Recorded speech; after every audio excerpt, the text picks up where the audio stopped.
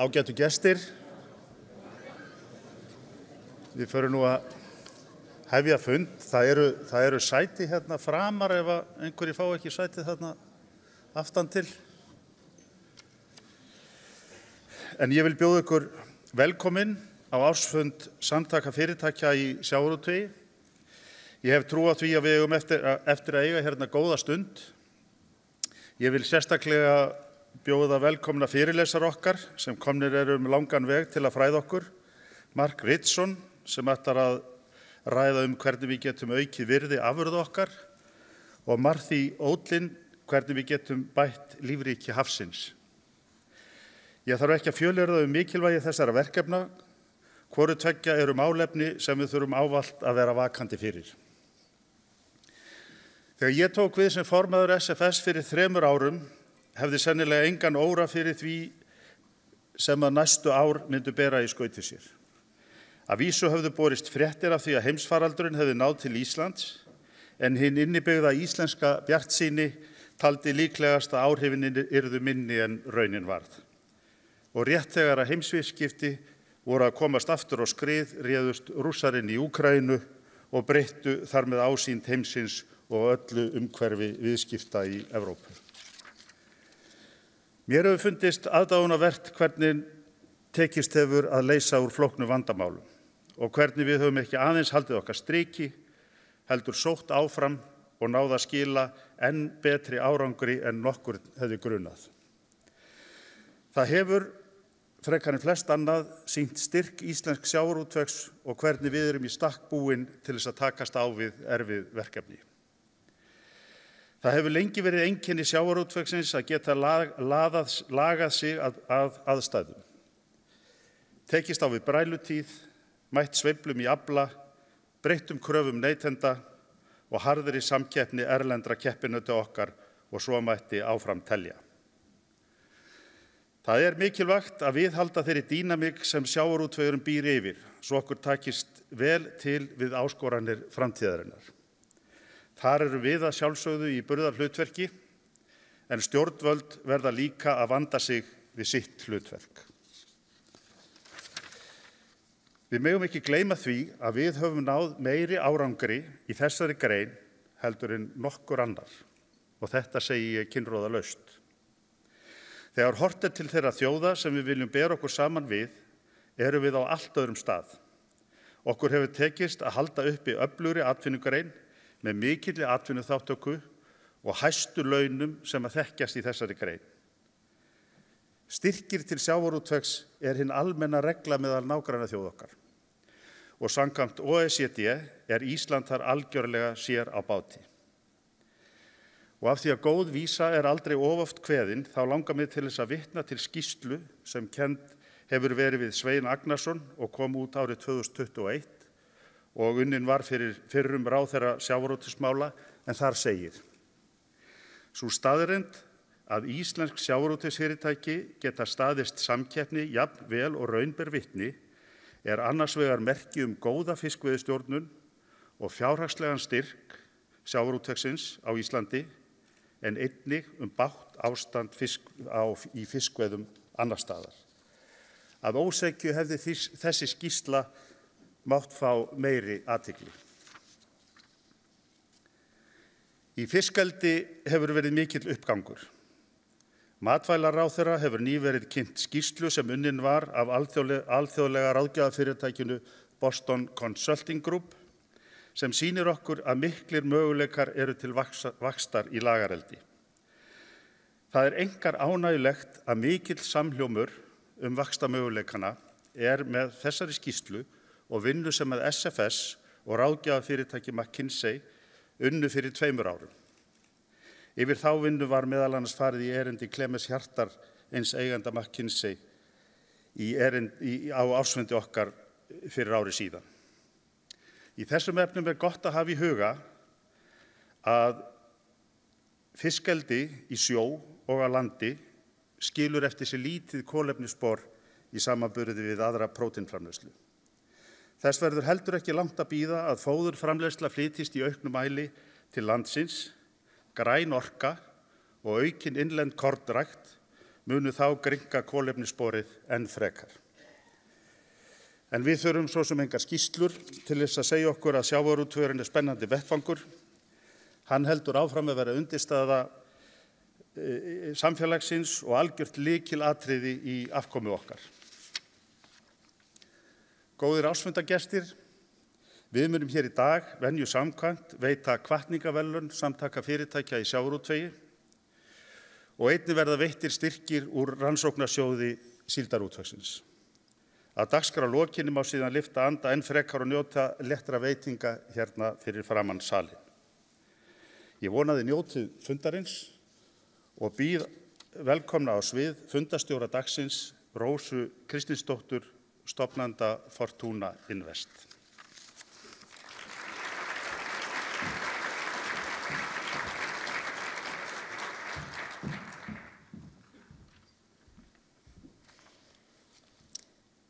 Það eru eflaust einhverjir hérna sem að reka upp stór augu og velta fyrir sér hvaða kona þetta sem komin hérna upp í pontu. Og ég skil það bara vel. Ég hef ekki beina tengingu við sjávarútveg. Ég hef reyndar gert svo fræg að stíga borð í alvöru fiskiskip. Það var samt á sjómannadaginn í 15 mínútna skoðunarferð, þannig að telst kannski ekki með. En burtséð frá því, þá held ég að sé eitt stærsta verkefni SFS og allra hérna inni að búa til meira fólk eins og mig. Og hvað meina ég með því? Ég ekki að tala um kynbætur, sem betur fer kannski, en það eru þessir 160 cm og XM húð og fjarsýni ekkert sérstaklega eftirsóknarverð. Mikil vonbrigði fyrir föður minn, sem enda kynbótafræðingur. En það sem ég að tala um fólk sem hefur ekki beina tengingu við sjávarútveg, en hefur brennandi áhuga á greininni og hefur skilning á því hvað hún mikilvæg fyrir land og þjóð. Það spennandi dagskrá sem býður okkar inn í dag. Það verða verðlaun og styrkveitingar og frábær erindi sem ég hlakka mikið til að hlýða á. Ég vil vekja sérstaklega athygli á því, svona praktískt atriði, að það eru í boði heyrnartól hérna hægra megin aftast í salnum, þar sem að fyrirlestrarnir verða á ensku og ef einhver vill fá hann þýddan af ensku yfir á íslensku, þá það í boði og endilega nýta sér það. En okkur ekkert að vanbúnaði að hefja bara dagskrá og nú fáum við að heyra frá Svandísi Svavarsdóttir, matvælaráðherra. Hún gat því miður ekki verið hérna með okkur í dag, en með hjálp tækninnar þá hlýðum við nú erindi frá henni rafrænt. Ágætu fundarmenn, það ánægjulegt að fá að ávarpa ykkur hér á ársfundi samtaka fyrirtækja í sjávarútvegi. Þetta fyrsta ár mitt sem ráðherra sjávarútvegsmála í matvælaráðuneytinu hefur verið bæði gefandi og lærdómsríkt. Málaflokkar landbúnaðar, sjávarútvegs og fiskeldis, auk landgræðslu og skógræktar mynda þungamiðja vinnunnar í mínu ráðuneyti sem hefur nú verið starfandi í rúmt ár. Í ráðuneytinu tökumst við á við verkefni tengd innlendri matvælaframleiðslu með sjónarmið ábyrga umgengni við náttúru landsins og sjálfbæra nýtingu auðlinda að leiðarljósi. Þessi verkefni hafa bein og sterk tengsl við atvinnulífið í landinu. Stöðugt tekist á sköpunarsögur fiskveiðistjórnarkerfisins, bæði á vettvangi stjórnmálanna og í samfélaginu almennt. Í umræðunni takast á andstæður pólar, annars vegar umræðan á þá leið að fiskveiðistjórnarkerfið hafi leitt til mikillar samþjöppunar og byggðaröskunar, en hins vegar á þá leið að íslenska fiskveiðistjórnarkerfið sé gullinsnið, fyrirmynd fyrir aðrar þjóðir hvernig nýta eigi auðlindina á sjálfbæran hátt. Listinn hefur gert nokkrar tilraunir til þess að lýsa sögu fiskveiðistjórnarkerfisins, nú síðast með þáttunum Verbúðinni. En eins og í svo mörgu veruleikinn flóknari en sögurnar. Það ekki hægt að skilja nútíma sögu Íslands öðruvísi en að skilja sögu sjávarútvegsins síðustu 40 ár. En sá tími var tími mikilla breytinga, átaka og aðlögunar.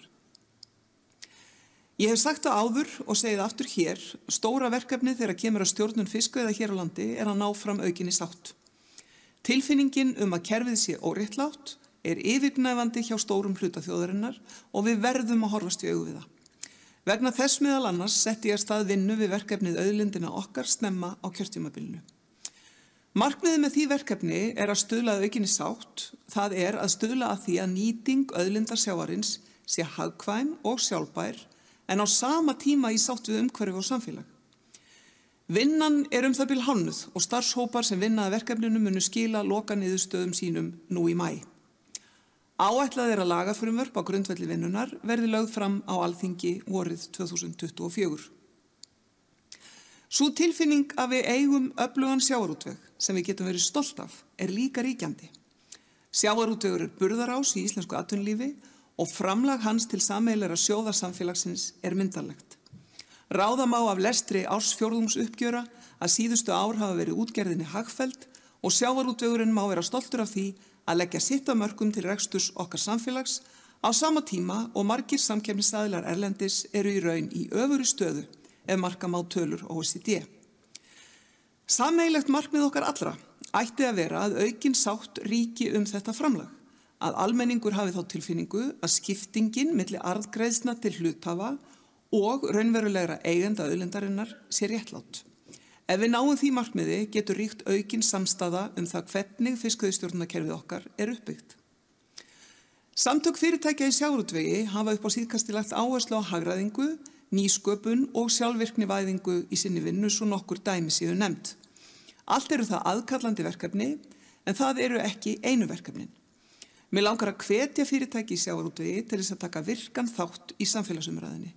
Sjávarútvegurinn og getur verið hreyfiafl í því að takast á við áskoranir 21. aldarinnar, svo sem áskoranir í umhverfis- og loftslagsmálum, áskoranir sem fjórða iðnbyltingin hefur í för með sér. Þannig gegna sjávarútvegsfyrirtækin mikilvægu hlutverki við að stuðla að nýtingu sjávarauðlinda í sátt við umhverfi og samfélag. Sagan af sjávarútvegi nefnilega í sífelldri mótun og fyrirtækin eiga stóran þátt í því að móta hana. Eins og allir hér vita, fylgja áskoranir framleiðinni aukningu, til dæmis því að hafa ekki lengur hlutverk fyrir áhafnir skipa eða þurfa ekki að ráða í störf sem vaskurðarvélar hafa gert óþörf. Þessar áskoranir munu í vaxandi mæli hellast yfir allt okkar atvinnulíf og þar held ég að við getum lært af sjávarútveginum. Að fjárfesta og innleiða nýja tækni að mínu mati eina leiðin sem fær fyrir samfélag sem vill viðhalda samkeppnishæfu atvinnulífi og auka velsæld íbúa. Atvinnugreinar nú til dags glíma við aðrar áskoranir en áður. Það ríkir samkeppni unga fólkið og samkeppni mannauð. Hlaðborð valkosta býður ungs fólks og það ekki sjálfgefið að það velji sjávarútveg sem starfsvettvang. Einungis með því að virkja hugvitið og grípa þau tækifæri sem felast í framþróun tækninnar gerum við sjávarútveginn að spennandi starfsvettvangi í framtíðinni. Við þurfum líka að kynna íslenskar sjávarafurðir fyrir neytendum framtíðarinnar. Þar vitum við að það verk að vinna en neysla á fiski hefur breyst í áranna rás og hér á landi eru nú heilu kynslóðarnar sem ekki neyta fisks í sama mæli og áður. Fiskneysla mikilvægur hluti af heilsusamlegu mataræði og stuðlar þar með að auknum lífsgæðum. Á tímum þar sem hreyfingarleysi og óheilbrigðir lífshættir verða því miður sífellt algengari mikilvægt að gleyma því ekki hversu heilsusamlega fæðu við getum fengið úr sjónum við landið okkar. En hvaða máli skiptir þetta í ljósi þeirra staðreyndar að 98% sjávarafurða eru fluttar út og heimurinn kallar á meiri og meiri mat? Jú, þetta skiptir máli í þeirri heildarmynd sem samfélag að íslenskar sjávarafurðir séu á borðum hér á landi og við séum stolt af þeim. Það leið fyrir sjávarútveginn að vera í beinni tengingu við fólki í landinu í gegnum magan sem hluti af heilnæmu mataræði þjóðarinnar. Sá tími liðinn og mun líkast til ekki koma aftur þar sem að allir landsmenn hafa tengingu við sjóinn í gegnum ættingja eða vini. Í dag samfélagið annað og kannski eina tengingin sem þorri landsmanna hefur við sjávarútveg þegar þeir neyta fisks.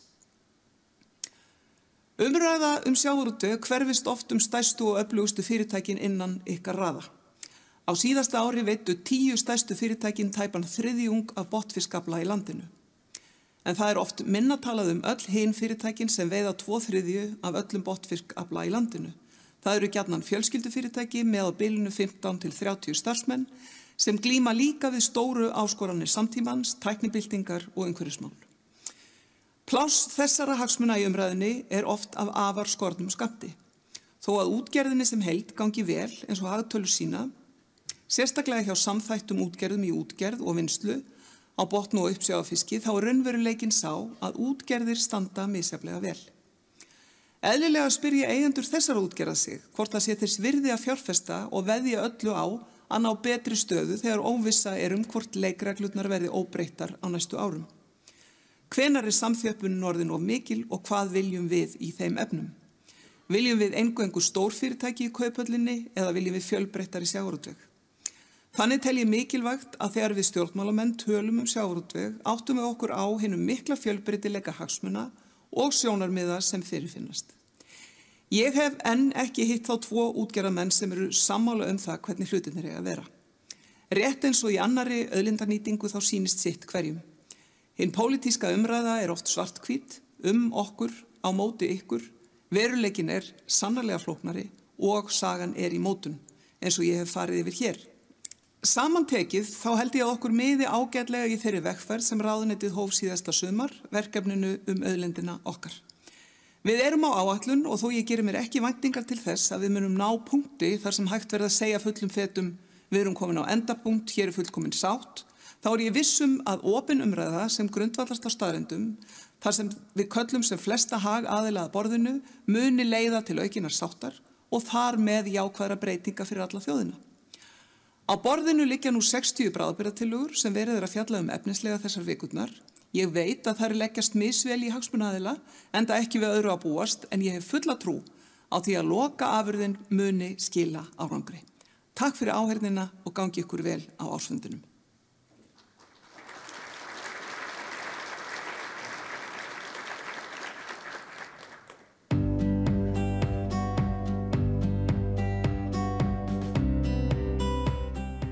Hér áður fyrir var öllu hent og ekki horft á þetta sömu augum. En það var líka miklu meiri notkun eða mikið meira slit. Miklu minna slit í dag. Veiðarfærin miklu betri og útbúnaðurinn búin í skipunum og þekkingin miklu betri þannig að það miklu minna sem að tapast í rauninni í dag heldur en áður. Þannig að þetta kemur fyrst og fremst til land bara út af sliti. Það hlutaði fór í sjóinn en og svo bara settum menn í þetta fór bara á haugana. Við skiptum veiðarfæri og þurfti að endurnýja, það fór þetta bara í land og fór í urðun.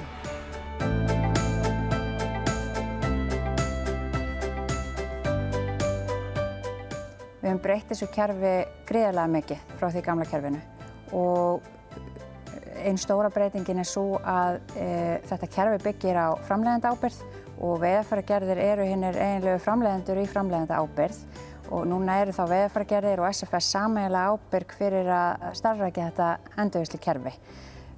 Þetta þýðir það að veiðarfæragerðir eru orðnar móttökustöðvar fyrir þennan veiðarfæraúrgang og sem þýðir það að við höfum fjölgað móttökustöðum úr 1 í 15 sem eru þá staðsettar allt í kringum landið á öllum landshlutum og það mikilvæga við það kannski að veiðarfæragerðir eru staðsettar á þeim stöðum sem veiðarfæri falla helst til.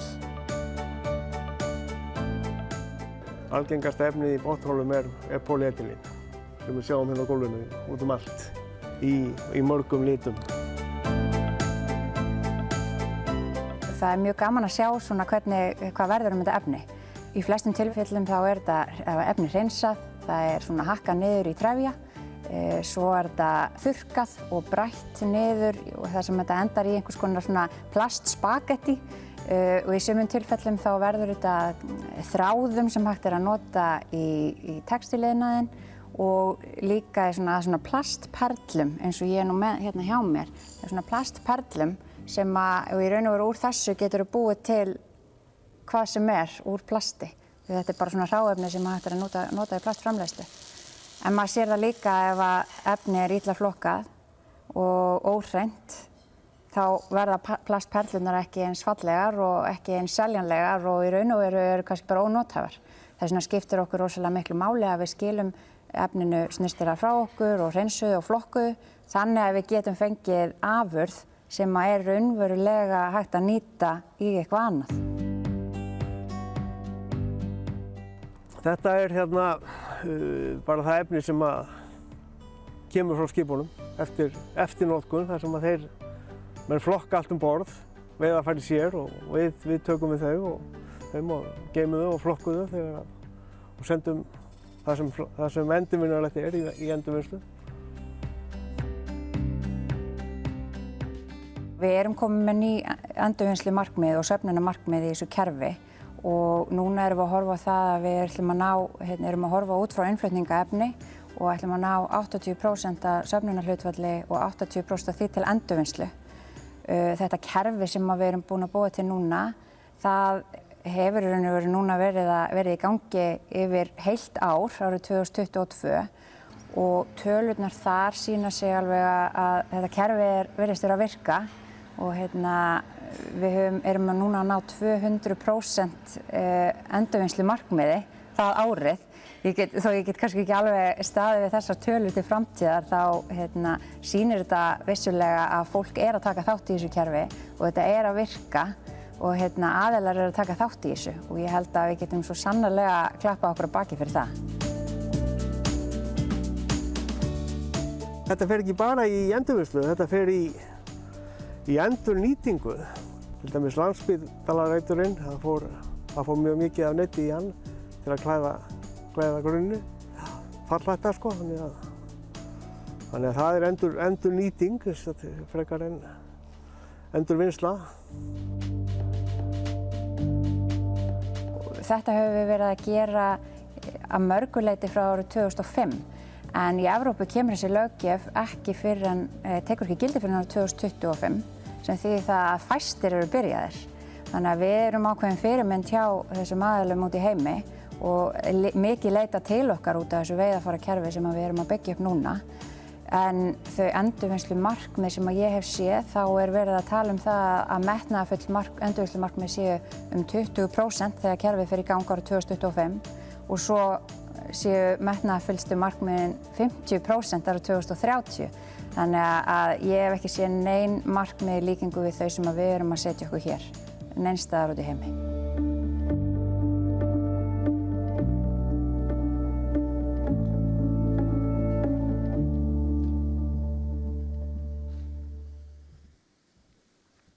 Virkilega flott verkefni hér á ferð.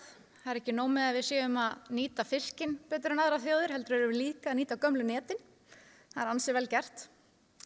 En næstur á svið er Marty Odlin, en hann er stofnandi og forstjóri Running Tide, sem er hátæknifyrirtæki sem vinnur að bættri heilsu sjávar. Marty, sem er verkfræðingur, er sá fyrsti í sinni fjölskyldu til að hljóta háskólamenntun. En hann og fjölskylda hans hafa sótt sjó í 4 ættliði. Hann rak tíð útgerð fjölskyldu sinnar og gerði út 5 togara og kynntist hann í Íslandi. Hann kom hingað til land til að kynna sér tækni og aðferðir í íslenskum sjávarútvegi og starfaði með hérlendum félögum í að tæknivæða flotann sinn. Hann stofnaði Running Tide eftir að hann hafði séð áhrif loftslagsbreytinga á hafið og nærumhverfi sitt. En Main-flói hefur orðið mjög illa úti vegna súrnunar og hækkandi hitastigs sjávar. Running Tide hannar og þróar greiningatækni og mótvægisaðgerðir í hafi til að koma á jafnvægi, á kolefnishringrásinni og endurlífga vistkerfi sjávar. Marty, welcome to the stage.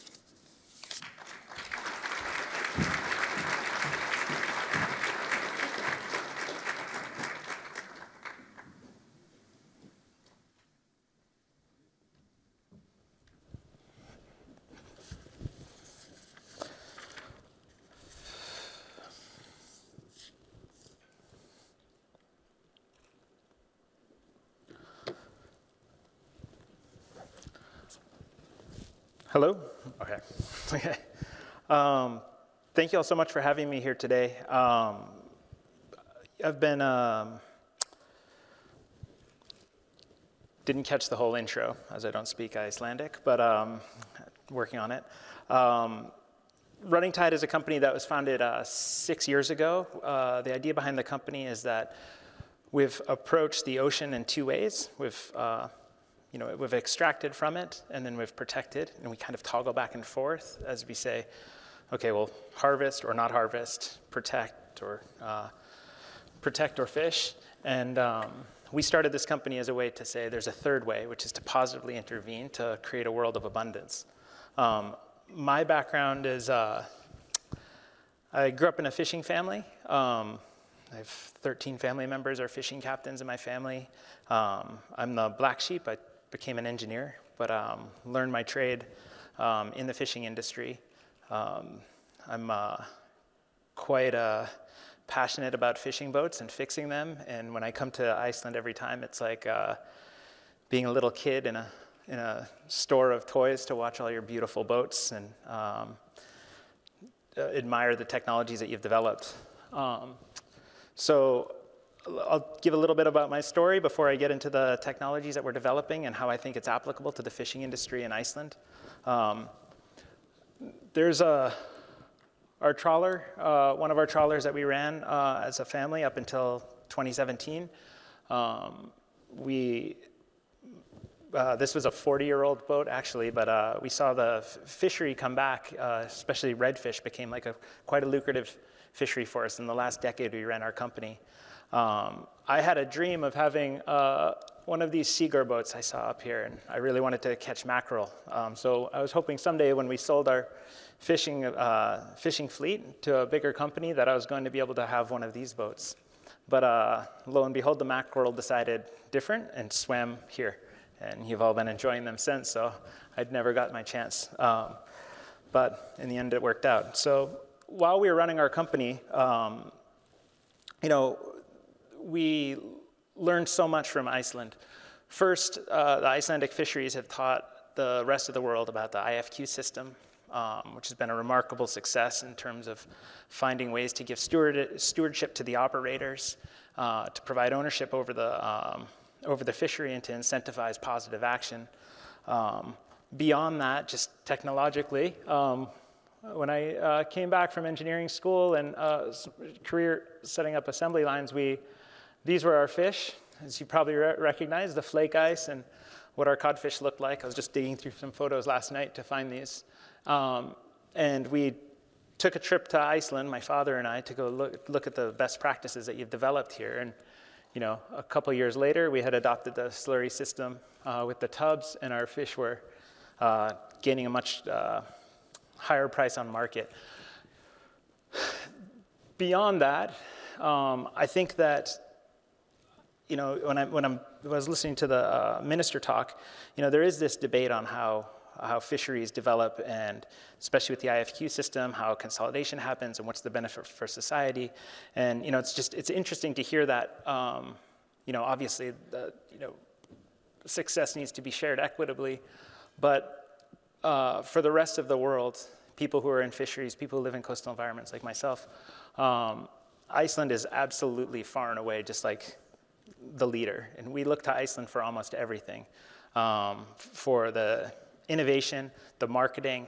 I was lucky enough to take a tour on one of Bream's vessels a few months ago, and I spent a lot of time in factories around the world, and I have to say, I think that some of these vessels that you have developed in the processing plants you have on land, these are some of the most advanced industrial systems ever developed. And I think that it's as the world moves forward in a world of where we can see nature declining due to climate change, I think that you should look with pride on how you've developed a relationship with nature here that's able to provide so much value to people around the world, develop so much interesting technologies, and we should use that as the world should use that as a template for how we move forward with our relationship with nature. And what I'm hoping to talk today about is the next step. What's the evolution? Beyond having a really effective way to fish and to maintain a sustainable fishery, how do we move from just trying to do less bad, emit less, catch a little less, have a little less bottom impact? How do we move to a world of more good? Because that's what's required for us to confront the challenges in front of us. So, why is ocean health in decline? And standing here in Iceland with the most bountiful fishery in the world, most profitable fishery in the world, maybe it's not quite so apparent, but I think there are pockets here where you do see some declines in ocean health. I've been learning about the langoustine lobster, some of the scallop fisheries you've had in the past. But where we live in Maine, where my company is based, I have wonderful employees here, also in Iceland. But we've seen a drastic decline in coastal populations of fish. Specifically, our shellfish has been, our mackerel swam away, which was not great for me. But then we've been seeing acidification events, these episodic events where we can see either really warm water or really acidic water flow into our bays and cause devastation in our shellfish populations. We've observed that through any number of sources of data that we've been able to pull together on our shellfish farms in my company, or in peer-reviewed data. NASA has been reporting on this quite extensively. And where did that come from? That came from, most of this threat is coming from carbon emissions. I'm not here to talk about how we need to reduce carbon emissions. Everyone's heard that enough. What I'm here to talk about is how we fix the ocean in response to that, because we've moved trillions of tons of carbon from the slow cycle underground and safe storage into the fast cycle. So where a third of it is going into the upper layer of the ocean and causing acidification rise. So we have the slow cycle, geologic reservoirs, deep ocean, dissolved inorganic carbon in the ocean. We've been emitting a tremendous amount into the fast cycle, where, and just for reference, we've moved 1,700 gigatons, 1,700 billion tons of carbon into the fast cycle. That's 3 times the weight of every living thing on Earth has been moved into the fast cycle. And the only hope for us, according to all the scientists and the UN and the IPCC, is we have to move it back into the slow cycle. That's like one of the primary missions of my company. And how we deal with that is going to affect the future of every fishery around the world. Probably not here first, but it's definitely going to touch the shores here, because fish are moving north and they're moving deeper. The data is incontrovertible, and eventually you run out of north. There's just no north left. I can't chase the mackerel all the way here in a boat. So we need to act urgently in response to this.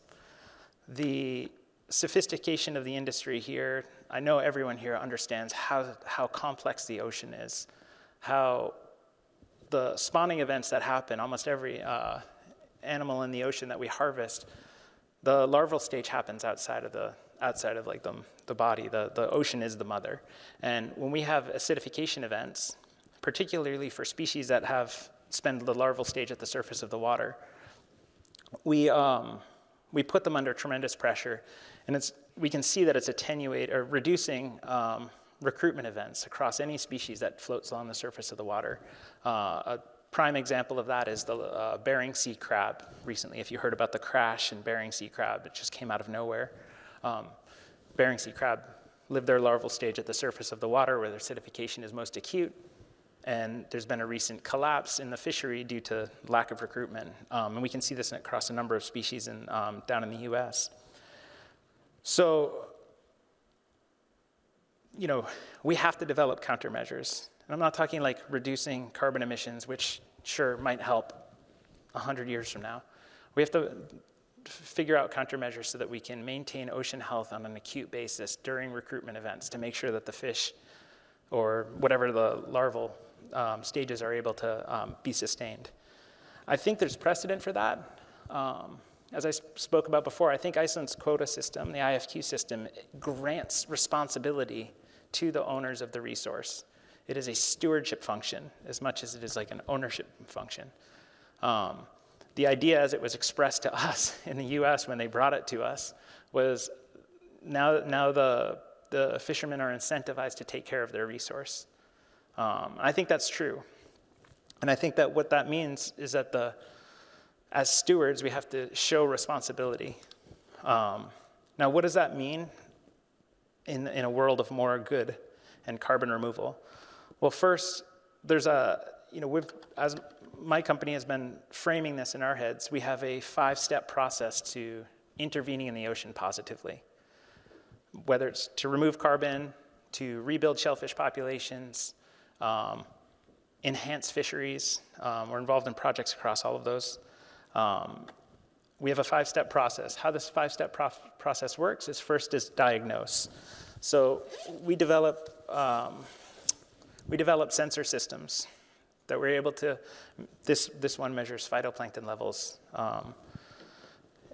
But we develop these sensor systems, we put them out in the ocean, and we diagnose what the problem is at a high level of resolution, not from a satellite that has like a grid square of 5 kilometers, but on like an acute basis, different depths in the water column, exactly what's happening, pH, temperature, phytoplankton levels, et cetera, so that when we see these problems happen, we actually have high enough resolution that we could potentially intervene.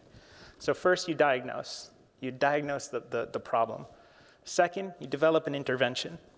Now that intervention could be a number of different things. We're in Iceland here, my team is working on developing alkalinity enhancement and macroalgae to absorb excess carbon in the water and to buffer out acidification. But there are a number of different applications. I know that there are a bunch of other companies looking to come to Iceland and come to the North Atlantic to work on different interventions. So diagnose, develop, deploy. These are large-scale opportunities. They're crises, but they're also opportunities. So we have to build manufacturing capability so we can deploy at the scale of the problem and to make an intervention that enhances health. Fourth, quantify. Back to these sensors. You measure the precondition, you intervene, and then you measure the post-condition. Then finally, you monetize. There's a bunch of monetization routes that you can take depending on the intervention and the problem. Carbon removal promises to be one of the biggest industries of all time. Potentially $1 trillion industry that'll be birthed out of nothing over the next 30 years as we learn how to manage our carbon emissions. There's fisheries enhancement, so that can get paid by governments, that can get paid by wind farms, that can get paid, that can just be a return on an investment. If you're a quota holder, you could enhance the fishery and generate more quota and go fish it. There's biodiversity credits that are starting. The UN has declared that in Montreal that biodiversity credit, liabilities and credits will be created. And so, we're talking about here, this is not purely defensive. As a business, you're not purely trying to defend what you have. It's actually a way to generate additional revenue streams. It's a way to generate abundance for the future. We're working on, with NOAA, the U.S. agency in charge of fish, on doing scallop restoration. There's scallop restoration opportunities. Maybe the scallop fishery has declined, here and in other places, and you can enhance it through hatchery techniques and restoring local environments. So I think that as we move forward, we've had this, I say this with absolute respect, you have demonstrated how to manage fisheries sustainably and profitably. And what I propose is that here's the next step. As you take ownership over the fishery, this is the next step where you can find additional revenue opportunities and enhance fisheries and maintain them for the long haul. How this works, for my company, we've built an integrated ocean health diagnostic system. So we're building a variety of sensors utilizing machine vision, optical sensors, pH sensors, temperature, surface roughness. So we really understand all the biogeochemical parameters of the ocean, which enable us to understand how those parameters affect the different flows of nutrients through the system and affect life in the system. Spend a lot of time looking at tables like this. Right now we have sensors that we've been deploying. Our team has been deploying in partnership with some companies in Iceland. We've been deploying some sensor systems so that we can learn more about how ocean currents work, the biogeochemical parameters. We're able to start training machine vision systems on the interaction between our interventions in the environment. One of the interventions that we're working on here is developing little biodegradable balls that we can add kelp spores to, or macroalgae spores, put them in the water and absorb some excess carbon, and then have them sink to the deep ocean. And these will spread out over tremendously huge areas far outside of any fishing grounds or anything, but able to soak up some excess nutrients or excess CO2 from the water and reduce the likelihood of acidification events. So this system is there, but I think that there's an opportunity to radically increase the understanding of the environment around Iceland and the fisheries you have. These could be on every boat. They could be on, they could be in every harbor. They can be in every bay, and we can develop a much greater understanding. The world has tremendous compute power. The machine learning models that are capable now, all they need is data, and we just don't have enough data about what's happening in the ocean. But we need to get started on that. We need to be able to diagnose, and so we need more data to feed in. So yeah, as I said, we're developing interventions. Whether these can be shellfish, additions to habitat of shellfish, these different floating substrates where we can seed macroalgae to absorb excess carbon. There's alkalinity enhancement through the addition of alkaline materials. Basalt, an entire island's made of basalt. You can grind that up and generate alkalinity, which helps buffer out acidification. We're doing these top three: ocean-based carbon removal, coastal restoration, measuring ecosystem services, measuring the impact of wind farms. You can do this for aquaculture as well. You can measure the impact of an aquaculture farm. What is it doing to the surrounding waters? And then are there any mitigation efforts that need to be taken account? Are there any opportunities to generate revenue off of those mitigation efforts? What this is about is the opportunity here, I think, is to eliminate the conjecture that everyone faces when we're doing anything in the ocean. It's always just presumed to be bad. But the application of data allows us to say, well, here's what's happening, and here's why it's good or bad, and here's how we can make the adjustments necessary to move forward with that. So it's a way to generate a more positive dialogue with broader society who might not understand the activities that we're undertaking. So yeah, Iceland is our first deployment for carbon removal. We're doing algae research in Akranes. We have a deployment and production research facility in Grundartangi, partnerships with leading Icelandic companies. And we really want to accelerate our research and share data with the fishing industry. Our company has been working with some of the best engineers in the world. We have 75 engineers on our team, 15 PhDs. We're working with some of the best universities and oceanographic institutes in the world. We've been working on projects with Microsoft and some of the largest wind farm developers on the world. And I think that there's a great opportunity for the Icelandic fisheries to engage with the broader world by taking the next step in just the management of fisheries to understanding the biogeochemical parameters of the ocean and making adjustments to them as a way to forestall the worst effects of climate change, but also as an opportunity for growth and abundance in the future. Like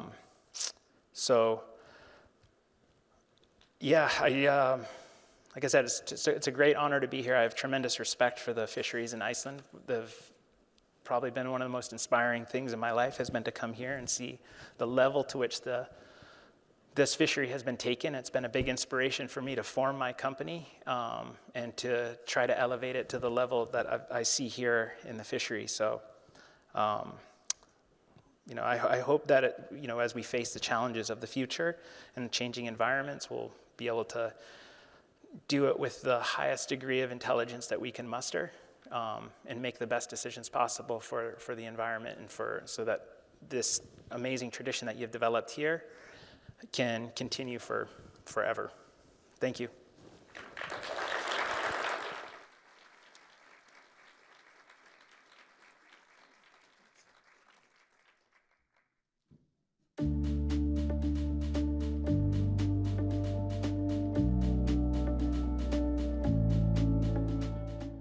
Okkar megin hlutverk býsna einfalt. Við eigum bara að styðja við orkuskipti í sjávartengdri starfsemi. Finna tækifæri, hvernig komum við áfram. Já, okkur gengur bara býsna vel. Við munum með menntastofnunum og reyna svona ýta á eftir því að við förum að skilja betur hvað til dæmis vélstjórar framtíðarinnar þurfa að kunna til þess að meðhöndla vistvæna orkugjafa, fólki sem á eftir að þjónusta skipin okkar eða rafhlöðukerfin eða eldsneytið og svo höfum við líka unnið með öðrum hagsmunaaðilum í bara að reyna svona hvernig komum við þessu áfram svona á einhvern svona skynsaman hátt. Innan skamstíma förum við að sjá fiskeldisbáta sem að verða með stórum rafhlöðum, verða í svona hybridkerfum. Núna getum við til dæmis keypt skipavélar sem brenna metanóli. Það er mjög stutt í að við getum bara keypt skipavélar sem að brenna ammóníaki. Þannig að þetta er að rúlla af stað og rúlla mun hraðar núna á næstu árum. Okkur langar að raungera verkefni. Okkur langar að tengja einhvað eða koma einhverju fyrir eða brenna vistvænt eldsneyti eða eitthvað, sjá eitthvað raunverulegt gerast. Og það hefur verið svona okkar svolítið drive að vera í þessum svona raunverulegu verkefnum. Það þarf alltaf að gera einhverjar skýrslur og einhverjar glærur með en við megum ekki gleyma því að við verðum að skjóta úr einhverjum byssum líka. Það að fá Hvatningarverðlaun SFS hefur rosalega mikla þýðingu fyrir okkur og kannski svona sýnir að við séum á svona réttri leið og við munum þá bara halda áfram að vera þá í þessum raunverulegu verkefnum að reyna svona að koma einhverju af stað, að koma einhverju batteri í gang, koma einhverju landtenging í gang, prófa að brenna vistvænt eldsneyti og þar fram eftir götunum. Og ég held líka að við höfum líka fundið hjá sjávarútvegsfyrirtækjunum að þau eru mjög opin fyrir því að skoða þetta og bara ef við horfum í gegnum söguna þá hafa þau verið mjög opin fyrir því að taka upp nýjungar í hvað sem er vinnslunni borð eða vinnslunni í landi eða ný tækni sem að hjálpar þeim að bara auka gæðin. Þau hafa líka verið mjög framarlega í því bara að draga úr olíunotkun bara með tækni stærri skrúum eða léttari hlerum eða hvað það nú er. Þannig að ég hef svo sem engar áhyggjur af því að leið og þessi tækni er öll tilbúin. Þegar þessi græna orka verður bara tilbúin að þá mun útgerðirnar og fiskeldisfyrirtækin stökkva á það.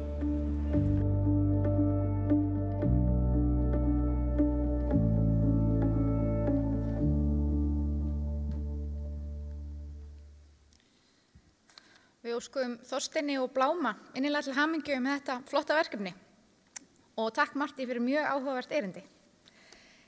En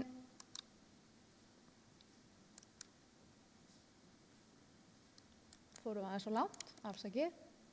Ég er semst ein 3 stofnenda Fortuna Invest sem er samstarfsverkefni sem hefur það að markmiði að efla almennt fjármálalæsi og auka fjölbreytta þátttöku á fjármálamarkaði. Og við höfum með þetta í huga gert ýmislegt. Við fórum einhvern veginn svolítið á stað með það í huga að ef við fengjum örfáar manneskjur til að huga betur á sínum fjármálum og taka kannski skrefið og taka þátt á fjármálamarkaði, þá væri markmiðinu náð. En þetta hefur undið upp á sig og það sem við höfum verið að gera núna undanfarin 2 ár er að halda úti samfélagsmiðlareikningum sem að hafa í dag 20.000 fylgjendur. Við gáum síðan út bók sem okkur algjörlega óvörðum varð metsölubók. Heitir ekki flóknu nafni, fjárfestingar, það var enginn að finna upp hjólið þarna. Og svo nýjasta afurðin okkar hlaðvarp, þar sem við fjöllum fjárfestingar og fjármál út frá ýmsum hliðum. En það eru stóri kostir við að hafa aðgang að svona úrtæki. Og við nýttum okkur það í aðdraganda þessa fundar og spurðum fylgjendur nokkra spurninga. Og fyrsta spurningin var bara hefðbundin já og nei spurning, hefurðu áhuga á að fjárfesta í sjávarútvegi? Og niðurstöðurnar voru mjög skýrar og það er enginn vafi það að já, það er áhugi að fjárfesta í sjávarútvegi. En 86% svaranda sem voru nokkur hundruðtalsins svöruðu þessari spurningu játandi. Og þetta er bara mjög í takt við einhvern veginn allt sem við höfum fundið í okkar vinnu í gegnum þennan vettvang. Að það er rosalega mikill áhugi og fólk er forvitið, en það er líka oft fylgja með eitthvað kommentum að fólki finnst það ekki þekka iðnaðinn nógu vel og langar að vita meira. Svo var það seinni spurningin og þar fórum við í aðeins meiri tilraunastarfsemi og settum opna spurningu, þar sem þú gast bara skrifa svarið, það var ekki já og nei krossaspurning. Og við spurðum hvað veldur því að þú hefur eða hefur ekki áhuga á að fjárfesta í sjávarútvegi. Og þarna voru svörin alveg alls konar og þau voru fjölmörg Og ég ætla að taka það sérstaklega fram, því þegar ég var að ræða þetta við samstarfskonur mínar í þessu verkefni, þá vorum við allar svona, já, okkur fannst mjög skemmtilegt að svörin voru jákvæð. Þetta ekki þannig að ég sé búin að sía út og setja bara fram það góða og taki frá það slæma, heldur var fólk ótrúlega jákvætt og áhugasamt. En ég tók út svona 2 þemu úr svörunum og annað þemað eitthvað sem eiginlega alls ekki eitthvað háð sjávarútvegi. Þetta bara verkefni og vandamál sem víða í fjárfestingum, algjörlega óháð atvinnugrein. Og samt mögulega ennþá stærra atriði þegar kemur að sjávarútvegi, þar sem þetta vissulega margslungin atvinnugrein, eins og ég veit að þið viti heldur betur, og kannski ekkert eitthvað endilega fyrir augunum á öllum, dag frá degi, þrátt fyrir að vera ein af undirstöðu atvinnugreinum þjóðarinnar. En þetta skortur á þekkingu og upplýsingum. Og þarna komu svör eins og ekki nægileg þekking, þekki ekki nógu vel hvað hefur áhrif, ég hef áhuga en veit svo lítið þennan iðnað í raun, mér hefur langað að fjárfesta en finnst erfitt að leita upplýsingum. Og ég veit ekki með ykkur, en ég sé bara ekkert nema tækifæri. Og það bara tækifæri til aukinnar umræðu og vitundavakningar. Og það hefur örugglega ekki farið fram hjá ykkur og ekki mér heldur að mér finnst alveg umræðan búin að vera að taka breytingum. Við sjáum félög eins og konur í sjávarútvegi þar sem að stereótýpan af einstaklingi greininni að mínu mati hratt að breytast. Sjávarklasinn, þar sem að fólk kemur saman og stuðlar að stöður í nýsköpun tengdum sjávarafurðum og ég gæti haldið lengi áfram. En af þessum svörum þá finnst mér alveg ljóst að eftirspurnin til staðar, að greinin sé opin og standi til boða sem fjárfestingakostur. Svo var það annað sem kom svolítið mikið fram í svörunum og það var tækifærin og stöðuleikinn. Það voru einhvern veginn mörg svör sem voru á þessa leið. Og ég hafði sérstaklega gaman að því að það voru ansi margir sem vitnuðu í nýsköpun, tengda sjávarútvegi. Og enda bara full ástæða til, það gríðarlega nýsköpun í gangi, hvort sem það fiskigosið kollab, keresis plástrarnir, hinnar ýmsu húðvörur eða endurheimtatöfnundar unbroken. Það heldur betur tækifæri til staðar þegar kemur á nýsköpun. Svo annað sem að mér fannst í rauninni alveg aðdáunarvert og það að þessari atvinnugrein hafi náð að búa til þá ímynd að hún væri mjög stöðug. Af því að eins og við vitum að þá gengið og aflamörkin og veiðin og allt þetta gríðarlega sveiflukennt. En við búum þó við þann stöðuleika sem raun ber vitni. Og það má líklega rekja það til stöndurafyrirtækja sem hafa byggst upp undanfarin ár. Og svo vil ég líka meina að það spili þarna inn í þessi séríslenska þrjóska sem við þekkjum öll og aðlögunarhæfni. En ég ætla að taka bara sérstaklega undir með einum svaranda þarna að tækifærin virkilega jákvæð og mikil. En talandi framtíð og tækifæri, þá veitir rannsóknarsjóður síldarútvegsins styrki til gerðar fræðslu og kynningarefni í sjávarútvegi. Formaður sjóðsins Sigurgeir Brynjar Kristgeirsson og ég vil biðja hann að stíga hér upp á svið.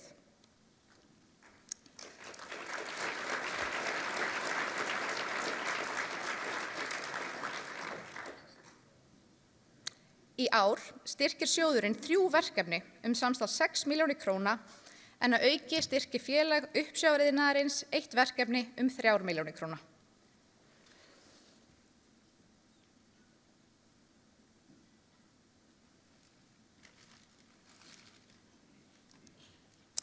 Það eru eftirtalin verkefni sem að hljóta styrk.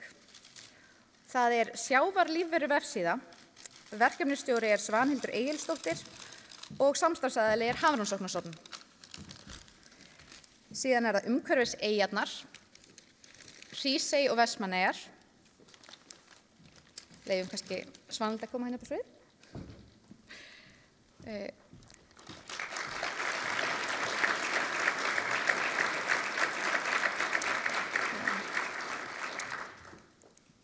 Umhverfis eyjarnar, Hrísey og Vestmannaeyjar, verkefnisstjóri Guðrún Ardís Jónsdóttir. Samstarfsaðilar meðal annars Unnur Ægis EHF, Háskólinn á Akureyri, Sjávarútvegsmiðstöðin, og Sæfur EHF.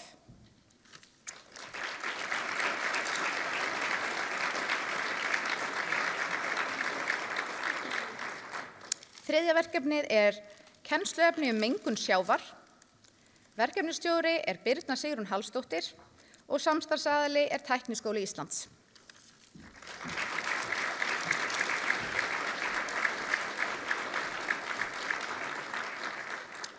Og að lokum það stafræn endurgerð gamalla sjávarútvegskvikmynda. Verkefnisstjóri Erlendur Sveinsson og samstarfsaðilar eru Kvikmyndaverstöðin EHF, kvikmyndagerð Sigur og Sverris Pálssonar.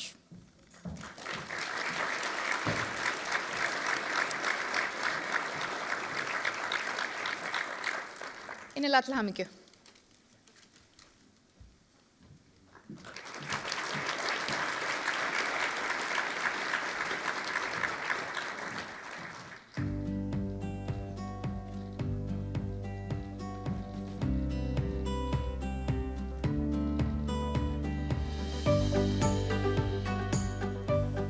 Ég viðurkenni það stundum erfitt að búa til heild vegna þess að þetta svo ólíkir hópar. Ég skynja ekkert annað en þessi mikil vinátta og góður andi, en svona heilt yfir held ég þessu gangi alveg rosalega vel. Ég heiti Kamila, ég 25 ára, ég fæðist í Pólandi og mamma og pabbi mín að búa á Íslandi og ég á líka kærasta. Hann svona halvur Íslendingar og halvur frá Filippseyjum. Ég heiti Sunisa, ég svona frá Thailand. Ég kom til Ísland þegar ég var svona lítill. Árið svona 2000, ég kom fyrst og ég fer á milli Thailand og Ísland. Og så jeg kommer med fjölskylda.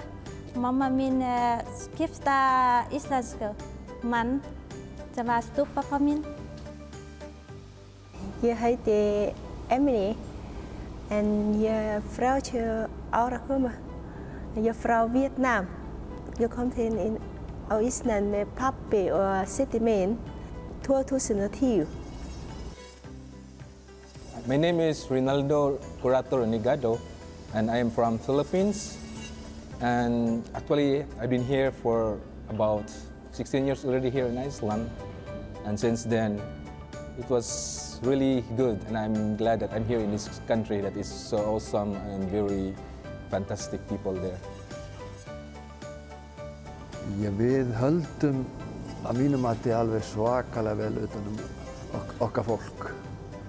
Það reynda svona fá góða tilfinningu fyrir því hvernig líður og reyna að koma til móts við meðal annars með íslensku kennslu og annarri fræðslu til þess að bara láta því líða sem best. Mamma mín að vinna hér, pabbi var að skipta og ég var að byrja koma hér, vinna í sumar, sækja peninga og þú veist. Ég elskar Ísland. Så livet er brett mycket. Ísland mycket såna lopp mjög gott, vatten mjög gott, mjög fint. Så i Asien vi började köpa vatten. Kom till Island, vi öppnade strax på kranar och drack strax. Actually, this is my second job since I've been here in Iceland. My first job was I was in a chicken factory. I'm so glad also that in this company it's well salary compared to the chicken factory then. It's good to be here in this company. Jag bara æfa mig, koma með bók, lesa og æfa mig að tala og líka tala mjög rétt og svona. For us foreigners, we should have to learn Icelandic because this is one way of having a good communication with the Icelandic people. Hér erum við að tala mjög litla starfsmannaveltu hjá Brimi. Það sem að sama fólki búið að vera í 20 ára, bara jákvætt viðhorf gagnvart fiskvinnslu og að vinna í fiski. Ég var að prófa að vinna á airport í Pólandi. Þeir borga ekki mikið, en hér þú gera bara eitthvað, en þú fá miklu meira fyrir það. Ja, auch mit Island finde. Und ich finde für Polen, Thailand und China. Wir waren Thailand zusammen Island hatten. Compared here in Iceland, my future is much more brighter than the Philippines. But of course, it depends on me and how to manage here in Iceland, because if I'm just sitting here for do nothing, it's not good for me. So you have to strive hard to have a good future. Yeah, at Verðlaun Iceland. Yeah, I can follow up to in Thailand. Yeah, all in Iceland nu na. Yeah, me Iceland liki vodka. Yeah, atla pun koi pa ibu hatna. Pun vela hatna I Hvað, Mark and tutu out. So yeah, atla vela of Iceland. Out from. So out from Iceland.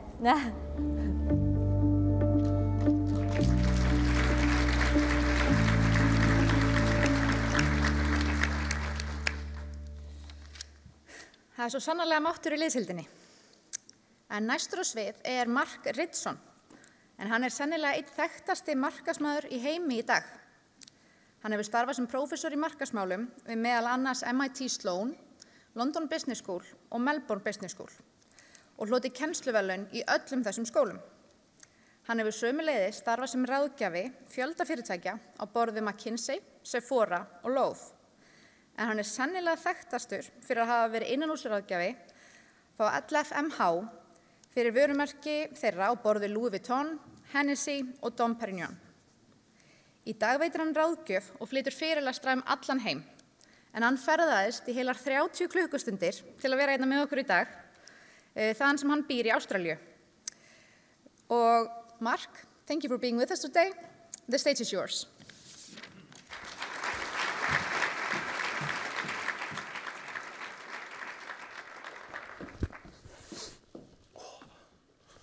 Hello, everyone. How are you? It's lovely to be here.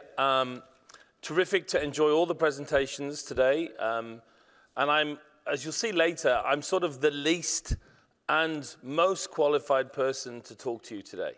I almost certainly in the whole room, maybe with the exception of some of the sound engineers, have the least connection to fishing of anyone here. That can be a bad thing, but I'm going to try and explain to you why in the process of building a brand, it also can be a good thing too. So I have a speaking agent. I don't do many speeches anymore. I run a business now. I used to be a professor, then I run a business. So I don't do more than 2 or 3 of these a year. But I've always had this chap in London called Cosimo, who gets people ring him up and ask if I will come and give a speech. And when your team rang up Cosimo, Cosimo said, I hope you're sitting down, because there's these people in Iceland that want you to come up and talk to them about how they can make basically Icelandic cod the next Gucci. And I said, that's the craziest shit I've ever heard in my life, right? But it intrigued me, I have to say. And it's weird because it sort of proves you have one of the things I'll talk about later, which is the creativity to think about things in a little bit of a different way. So here I am, and let's talk about it. Iceland, can you become the Gucci of fish? And at first sight, it's a pretty ridiculous idea. But as you dig a bit deeper, it may make actually some sense. So in this session, here's what I'd like to do. I'd like to very quickly explain what is a brand, okay? If I was younger and less qualified and less experienced, I could take 12 weeks to explain this to you. But I don't need that. We can do it in about 2 slides, okay? So before we go and build potentially a brand for you, let's explain it real quick, because it ain't rocket science. Marty's got to explain like long and short carbon cycles. I just got to explain something real simple, okay? Then let's talk about why you in the Icelandic fish industry might want a brand. And I'm going to make a strong case for why you should do it pretty quick. And second to global warming, it's probably the most important priority over the next 10 years that you think about what I'm about to tell you. Then I'm going to talk about how you could do this, yeah? This isn't a proposal. I'm not doing it. I just come and suggest you should do it, and then you have to do it, right? It's your brand. You have to do it. But I'll walk you through the main steps that if you were to pull this off, you'd have to do in order to be successful, and conclude with some of the key considerations, okay? And although it's too big a venue for Q&A, I'll be around afterwards if anyone wants to chat with me about it, okay? All right, so I used to teach a 12-week course at MIT in brand management. I can summarize the whole thing in about 2 slides, get you all up to speed, and then we can move on, okay? So what is a brand? Well, brand, very simply, is the outcome of 2 things, a subtraction, yeah? Take any brand, subtract from it the commodity equivalent, and whatever's left over is this concept we call brand equity, yeah? The value of a brand, which, as we'll see later, can be quite considerable. So I think as a way of making this come to life, let's do it for a very simple brand, okay? Let's do it for Coke. You ready? So think about Coca-Cola. It's quite a well-known brand. Now, what's the commodity equivalent of Coke? The generic version? Well, it's very simple. It's a generic cola, yeah? Not even a retail brand cola, because that has the retail brand attached to it. Just a cola, a fizzy black unbranded cola, okay? Now, what I'd like you to do is to make that calculation in your head, okay? Think about Coca-Cola. Now, take out of it all the generic concepts of Coke, cola, black fizzy sugar liquid. And what's left over when we take cola out of Coca-Cola? What pops into your head when we take the cola out of Coke? What's the first thing that pops into your head? Yeah? Anyone want to shout out what popped into their head? The name, yeah, that's part of it. Anything else pop up? Taste. The taste. The original taste from the original formula. Anything else? Yeah, maybe a color, maybe Santa Claus, maybe an ad, maybe a slogan, maybe sugar, calories, getting fat, yeah? Rotting your teeth, because it can be negative as well as positive. But this is what we mean by a brand, yeah? And it lives crucially not in your head, but the head of the consumer. You don't get to make that calculation about your fish. If you did, it would be dead easy, yeah? You can't make it what you want. The consumer gets to decide. And this prompts a lot of questions, yeah?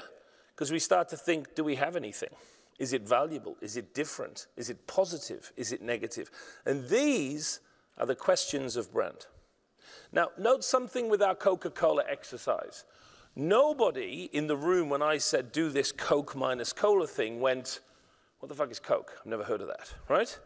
We all know what Coke is. So Coke is unusual because it has total awareness, or what we sometimes call salience, yeah? Everybody knows it. It's probably the only brand in the world that has that, yeah? Most other brands, it's a percentage number, but it's not 100. And if you have the awareness, then whatever you put in that box, whatever you associated with Coke is what we call the image or the associations, okay? That's it. That's the whole thing. For any brand that ever existed, it's only 2 things. That it comes to mind, and that the consumer thinks positive, valuable, relatively differentiated things that gets her to buy it over another alternative, yeah? It's incredibly simple, in theory. Now, building it, which I've spent the last 30 years doing for all kinds of different brands, that's a more difficult thing. But the actual, I don't even want to use the word science behind it, is very, very straightforward. What we're looking for is a brand that 100% of the target market think about, and that they think about it with the right kinds of associations.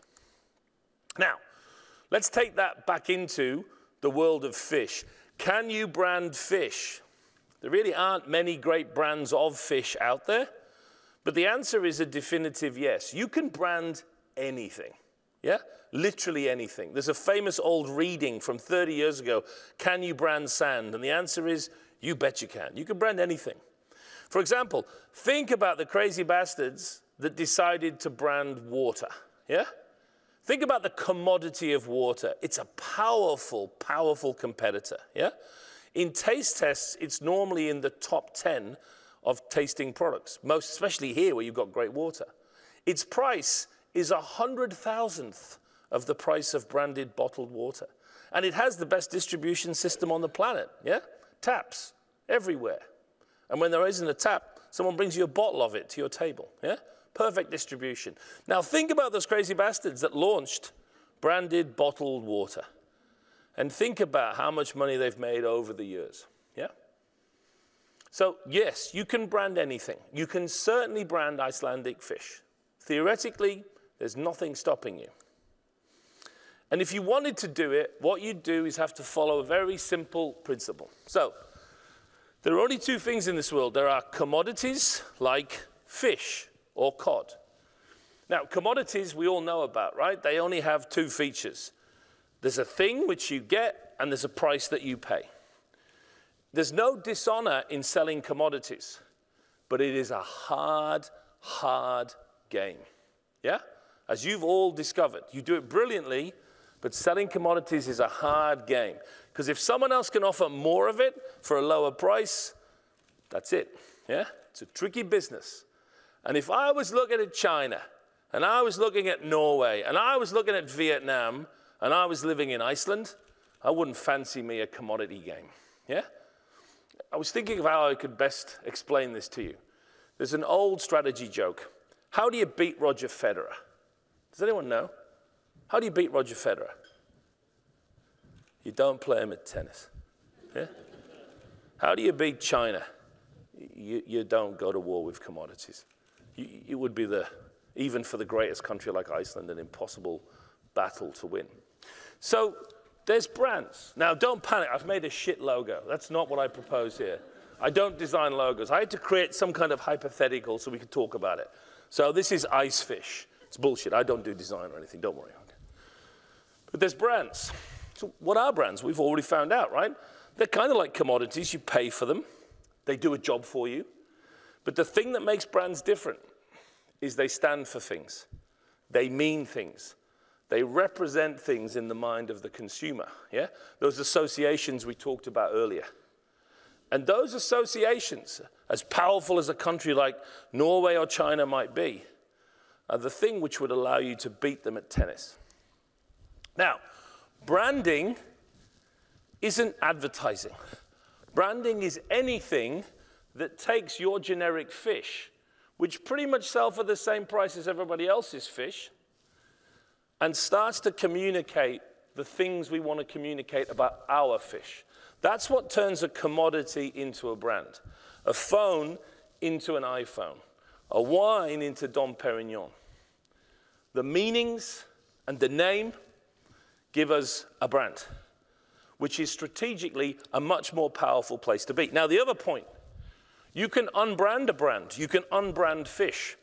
Once you've created a brand, if you start to do what's called commodification, you can weaken your brand. You can reduce it, and you can send it back to its original commodity form. You can be generic. You can do what everyone else does. Sell your fish just like everyone else. You can be inconsistent to whatever you want to stand for. You can break the spell of your brand. And you can discount, which is the fastest way to commodify a brand. So the path to branding is quite simple. The question for you is, should you brand fish? I can tell you with a PhD and 25 years experience, you could do this in theory, because you could do it with anything. But the question is, should you in Iceland do this? And you've got to think about the potential upside of branding and also the potential downside of not branding, yeah? And make a decision as a group. You have to ask yourself, do we have the resources? I know you have the fish, right? But there are other resources required when we build brands. Do you have the competence to do this? The Icelandic people are famous for being smart, yeah? I'm not just blowing smoke up you, it's true, right? You make something from almost nothing. Marty's already referred to it earlier. You are an extraordinarily intelligent, capable people. Do you have the competence to do this? Not to fish, but to market the fish. And I hate to break it to you, but if there was a skill in this world that I would have and I had to choose between exemplary fishing and exemplary marketing of fish, I know which one's going to make me more money. And do you have the patience? It will take 10 years. It always does, at least to do this, to get your full value. Do you have the patience for that? Are you committed as a group to pulling this off? Yeah? These are big questions. But I would tell you, it's not a question of fish. You have the fish. And I don't just mean the quantitative amount of fish. I mean everything I see and smell around here smells like the competence to do this. Yeah? You are advanced. You are environmental. You are egalitarian. They're not having conversations about this in Shenzhen, right? About how they're going to brand their fish. They don't care about shit like that. They'll always sell commodities. Yeah? You have the raw materials to do this. You're smart enough to do it and to get out of the commodity game. But it's a challenge. Not a challenge of fish, but a challenge of competence, of 21st century management. So let's talk about the potential upside. Let's talk about why you might want to do this. So compare a commodity handbag, Isafold, which I believe is a local commodity bag, to the aforementioned Gucci. What's the advantage of being Gucci over Isafold? Well, first of all, demand, yeah? When you have a strong brand, demand goes bananas. Second, equally importantly, we reduce price sensitivity, which if you're smart, allows you to charge more prices and still sell the same amount, often even more by increasing price. A key one, perceptions of quality. So one of the hardest jobs I have to explain to people is product quality drives brand, but mostly brand drives perception of product quality. Let me give you a famous example. I have a mate at Stanford University called Baba Shiv. He's a marketing professor. And he did one of the most famous experiments in the history of marketing. He took some of his students and he put them inside an MRI machine. And then he fed them red wine through a straw, because he couldn't get the bottle inside the machine. Right? And he fed them, first of all, a $10 Cabernet Sauvignon. Yeah? And then he fed them a $500 French Bordeaux. Now, in truth, it was the same wine. No surprise, right? What was interesting, first of all, is the students thought what they thought was an expensive wine tasted a lot better. We've done those experiments before.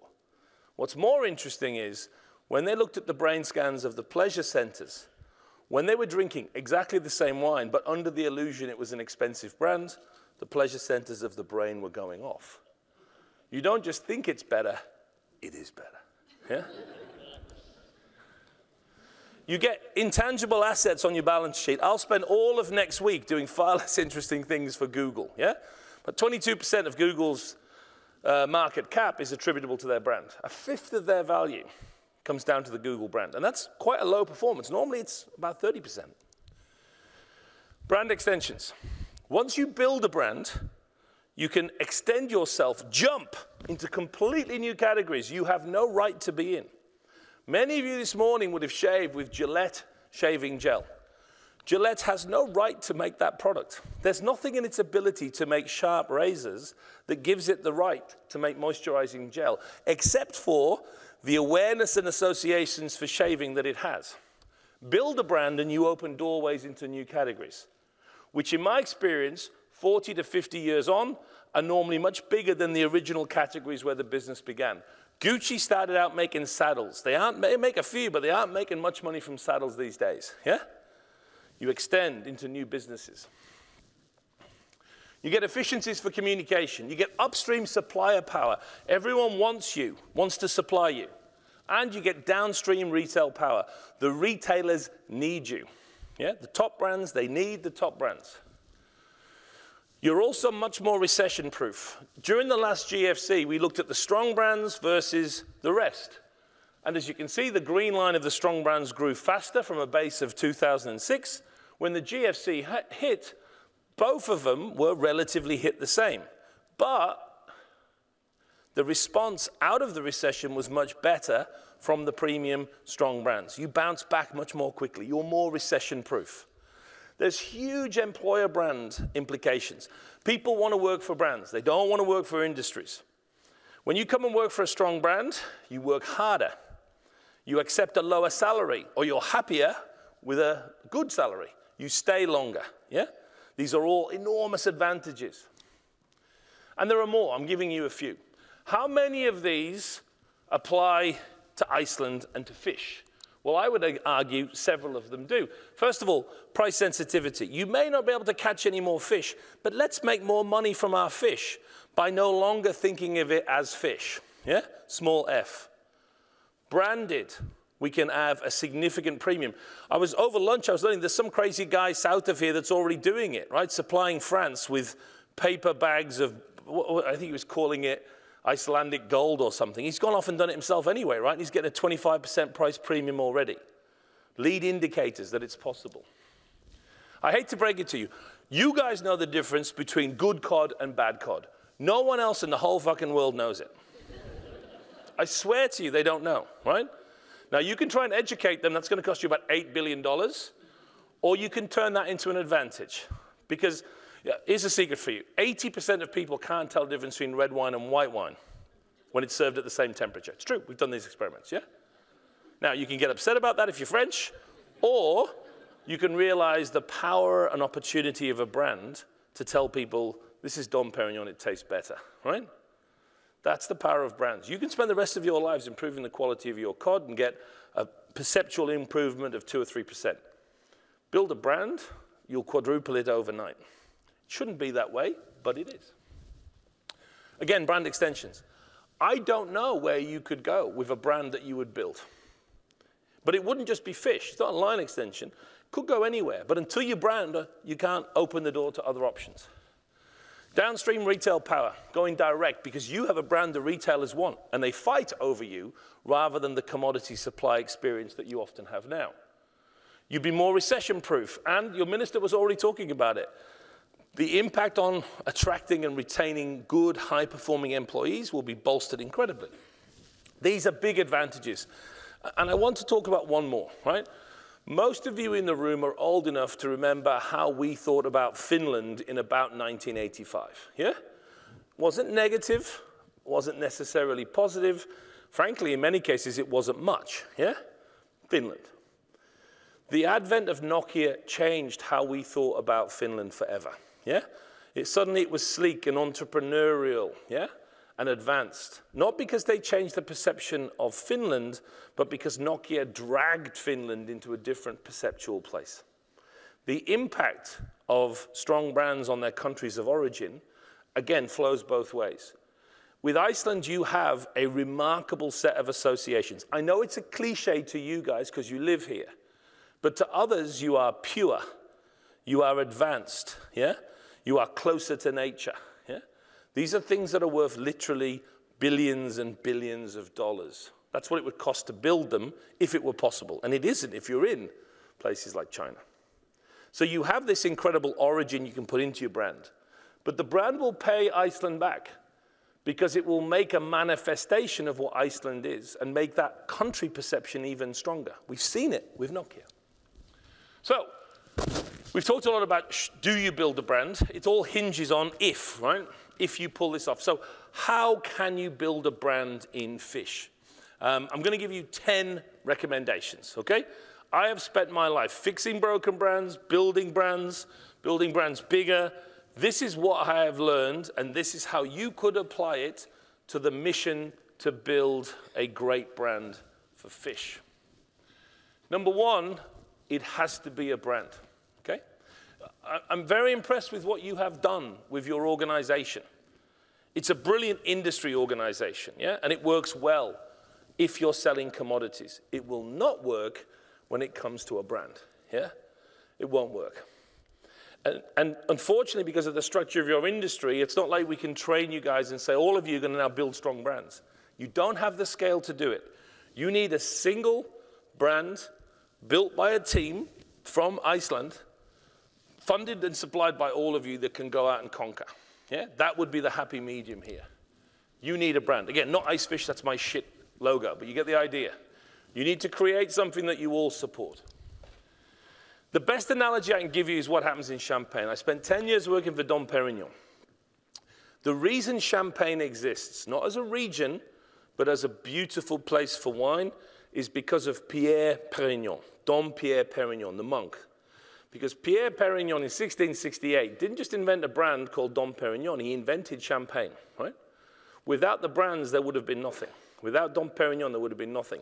But then the appellation has come along and protected and looked after and maintained the industry. So there's a role there. But the appellation, the industry structures can't do this. You can't have a logo saying made in Iceland. It's not going to do what you need it to do. That's not how the 21st century works. You need a brand. And you need a brand because you don't want to confuse what is your ultimate objective with the execution. I get the need to help the whole Icelandic fish industry. But to achieve that, paradoxically, you need to not talk about the whole Icelandic fish industry. You need to give the consumer a brand. You need to speak in her language, and it needs to be distinctive and differentiated, relatively speaking, and it needs to be premium, yeah? And it's entirely possible. Now, second thing, it needs to be what we call a branded house. You just need to build one brand. Now, when we work on brands, there's a thing called brand architecture. Most companies have more than one brand. The arrangement of those multiple brands is one of the most important decisions you can make, okay? And it goes all the way from house of brands, where the parent brand, let's say P&G, owns 80 different brands, but the parent brand doesn't exist, yeah? All the way down here to a branded house, Virgin, McKinsey, IBM, where there's only one brand and it's everything, okay? And there's different steps along the pathway. But the other important thing is the difficulty and the competence of marketing required to pull this off is huge over there. You've got to be Diageo, P&G, Unilever. It's not easy, but it's easier down here, okay? So I will tell you straight away, if you decide to do this, what you need is a branded house approach, a single brand, okay? And I'll even go further. There's different types of branded house. You need this one, a branded house product descriptor, okay? What does that mean? Well, Schweppes are the example they use. It's perfect. This is what you should do. You call it whatever the brand name is. You have lots of room then for product descriptors. I don't know what they are. Again, I'm not doing any of this, okay? But you have a single brand to inject all the equity, investment, and focus on. But you can still sell multiple different types of product underneath it. This approach is the best for focus. It's the best for ROI, it's the best for profitability, and frankly, for organizations that haven't done this before. It's the safe approach. Number 3, you need to take a 3-stage approach. If you decide to do this, the big danger is you go, what we need now is a logo, we need an advertising campaign, and woohoo, let's go. It's not how we do it. Consumers experience brands from the tactics that are out there. That's consumers. Organizations do it differently. So forget about all the tactics. It's not where we begin. You begin this journey, very similar to what Marty was proposing earlier, you begin this journey with diagnosis, yeah? Understanding the market. Not the fish, put the fish down. Fish not important. Market important, fish not important, right? It's hard, right? It's a hard one. So understand the market first. Then develop a strategy. Not tactics. Tactics is the Greek word for arrangement. Strategy is strategos. It's the Greek word for general. Make your decisions about how you will play this before you execute. And then, sure, the tactical execution, okay? These are equally important if you were to pull this off, okay? And they're multiplicative, which is a fancy way of saying if you fuck one of them up, you're totally fucked, okay? You have to get them all pretty good. They don't have to be 10 out of 10, but if your diagnosis is wrong, it doesn't matter what you spend, you'll fail. They've all got to be done pretty well, okay? And when we talk about tactics, we're not just talking about advertising. We're talking about the product, the distribution, the pricing as well, okay? It's helpful sometimes when we talk about branding to remember advertising is one of the 4 Ps, the promotional P, which is a quarter of 33%. Which means advertising is 8% of branding, yeah? Important, but not so important. So, step 1, diagnosis. It's not about you, it's not about the fish. Put the fish down, okay? You have to do what we call a 180 and see things from the customer's point of view. It's going to drive you crazy because they don't give a shit about fish, right? They're ignorant of fish. This is the reality, yeah? This is the world you have to see from the other point of view. Market orientation. The consumer runs everything. And you have to put all your expertise of fish isn't just unneeded, it's actually dangerous, yeah? Because you're right, but the consumer is really right. So start with research. Who is the customer going to be? What does she want? And who is the competition? Here's a great example of doing the 180. I've never worked with a company ever that accurately knew who their competitors were. They come up with a long list. The minute we go this and talk to customers, customer says completely different stuff. The competitor is not who you think it is. It's who the customer thinks. They don't even call them competitors, yeah? They call them alternatives. They don't even come out of the fish category for the most part. You're not even competing with fish. If you actually talk to customers, you're competing with chicken, yeah? Frozen meat. Seriously, you are. It's a crazy world. And then what are their current perceptions of all these alternatives and also their perceptions of Iceland? You need all this stuff first, yeah? Stage 2, stage 5 even, you need a clear strategy once you've understood the market. So here are my favorite quotes about strategy. Again, strategy, you can have a 12-week course in it, or you can learn it the hard way in about 3 minutes. Yeah? My 3 favorite quotes about strategy. Michael Porter, the essence of strategy is choosing what you're not going to do. Everyone's going to do loads of shit. The smart companies are just going to do 2 or 3 things really well and stick to that. Yeah? Strategy is about what you're not going to do, where you're not going to play. We'll talk about targeting in a minute. If you were to create a brand of fish, it's the countries you never go near that will define your success. Not the ones that you choose to play in, but the ones you choose not to go to, for example. Van Clausewitz, everything in strategy is very simple, but that does not mean everything is very easy. You guys are going to have to be complex to work this out. But what you're going to come up with is a strategy so simple, everyone outside of this room is going to give you the ultimate compliment. And the compliment is, it's kind of common sense. It's kind of obvious. And you go, yeah, it is. Go and do it, right? If you hire big consulting firms, you get complex strategy, and no one has a clue what's going on, right? But if you, as good Icelandic thinkers, get really serious and really clever and really complex, what you will produce is something simple that can be executed. And finally, Sun Tzu, strategy without tactics is the slowest route to victory. Tactics without strategy is the noise before defeat. The noise before defeat. Don't fall in love with Facebook and ChatGPT and all that nonsense, yeah? It's not what you need. You need a strategy first, and then you can execute it. So when it comes to targeting, I looked so hard for someone with an image of someone where targeting and fish came together, and it's a woman. It's perfect, right? It's a win. You're going to have a limit on production, a real limit, right? You can't catch any more fish, my limited understanding of this is. So that has a big impact on targeting. Because what it means is you can't, if you build a brand, service the world's desire for your premium fish. You'd spread yourself too thin. So where are the markets where you do want to focus, and by definition, the ones that you don't? Also, there's the launch. If you launch your beautiful branded fish in a supermarket, you'll be dead within 3 weeks, yeah? You never launch in a supermarket. You launch in the restaurants, in the bars, in the prescriptor places, and you leave it there for 2 or 3 years. You build that reputation, and then you move it down. But you only go to the supermarkets when the brand has been built. But on another level, we want to target everyone with fish, yeah? Within that market where you want to play. Then we get to positioning, number 7. If you can work out your target, what positioning do you want for your fish brand? Positioning isn't so complex though, right? Remember we talked earlier about the 2 or 3 things you want the consumer to associate with your brand? All positioning is writing them down. What do you want the consumer to think when she thinks about your brand? Now that's a big question. But if you can get it right, it's at the core of successful brand management. Keep it tight. And use the oldest model in marketing to succeed. What we call the 3 C's. You have to find a position for your brand which ticks 3 boxes. First of all, it's what the customer wants.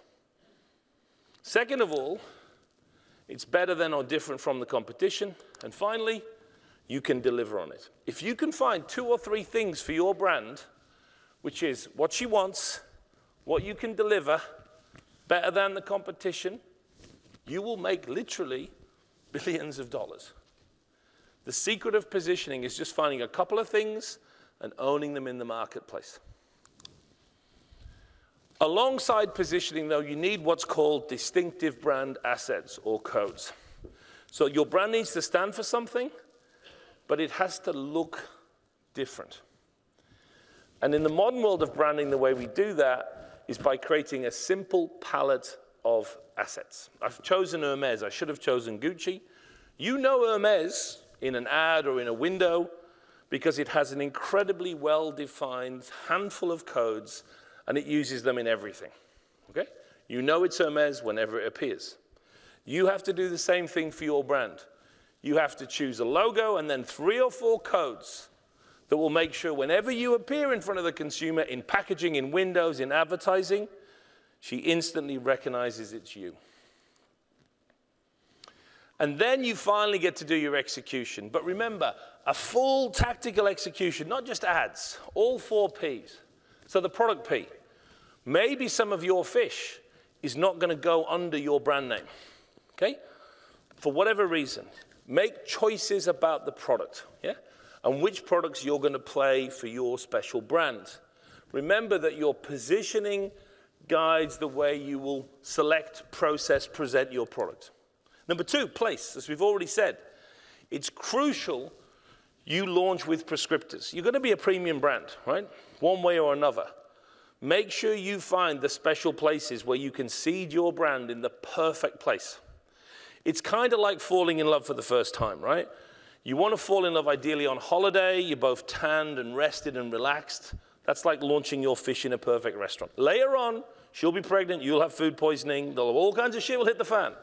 But if you've built that great relationship, you can handle it, right? Don't start with the food poisoning. Don't start with the pregnancy. That's not the way to do it, right? Build your brand in the perfect place, and then it can survive the supermarket. Price.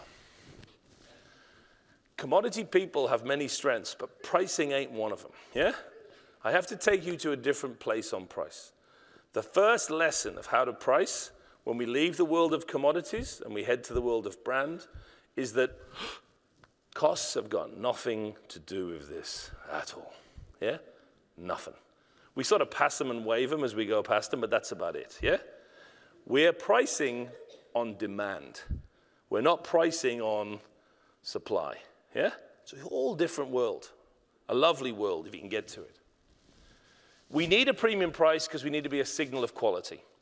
We need a premium price and avoid promotions. We need a premium price that gets higher as your brand gets more famous. Because now it's not the supply cost of fish that's driving our price, it's the customer's perception of value. And you have limited stock, right? And finally, if I could tell you one thing about leaving the world of commodities, framing a price is more important than the price itself. I've spent 20 years working on pricing companies, products, and brands. There's the price itself, $9.55, and then there's the way we present that price. Yeah? That second thing is more important than the price itself. And if you can master that, the incremental value to your business is extraordinary. If you want to see what drives profitability in a company, it's not fixed costs, it's not variable costs, it's not increasing sales. They all have relatively little impact on ultimate profitability. Tiny incremental increases in price have seismic impacts on corporate profitability.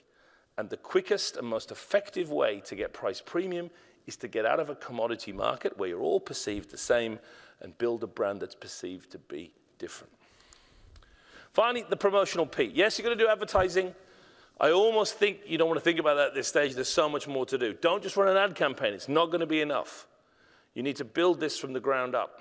As an organization, as a team, you need to create something that would be transformational and incredibly lucrative for Iceland in both the short and the long term. My final point,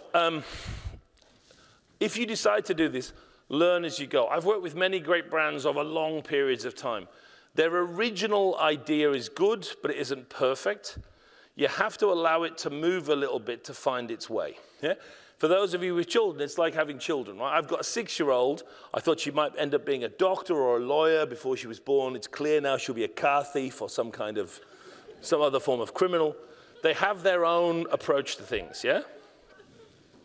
Let that happen for your brand. It never works out exactly as you intend. Let it find its way over the first few years to find the right place, and use an annual review process to let it find its place. So in summary, you can do this. You are advanced, yeah? As advanced as Marty said earlier, right? You know what I mean? You get the Americans coming over saying, I came here to learn about this industry, right? You are advanced. But you need commitment and time to pull this off. And time is good right now, at least in the fishing industry, right? It won't always be good. Shit will happen. Now is a good time to start the 10-year mission and be in a great place when shit potentially might hit the fan. Create a proper brand. Don't create an industry. Don't go off and individually try and do this. Build one great brand that is the best of all of you, that represents all of you, that can be your figurehead in the marketplace. Do it by doing research and start with the customer. No one ever made any money selling fish. Yeah? You make money when she buys fish. It starts with the consumer. It doesn't start with the fish. Then have a clear, tight strategy. You're good enough to do this, yeah? To have a strategic plan for this brand. A proper, full execution. Thinking about all the aspects of price and product, not just of advertising. And then testing and learning as you go. It's possible that 10 years from now we can all get together and have another meeting where we talk about Iceland, the Gucci of fish, but by now we've removed the question mark completely. Thank you very much.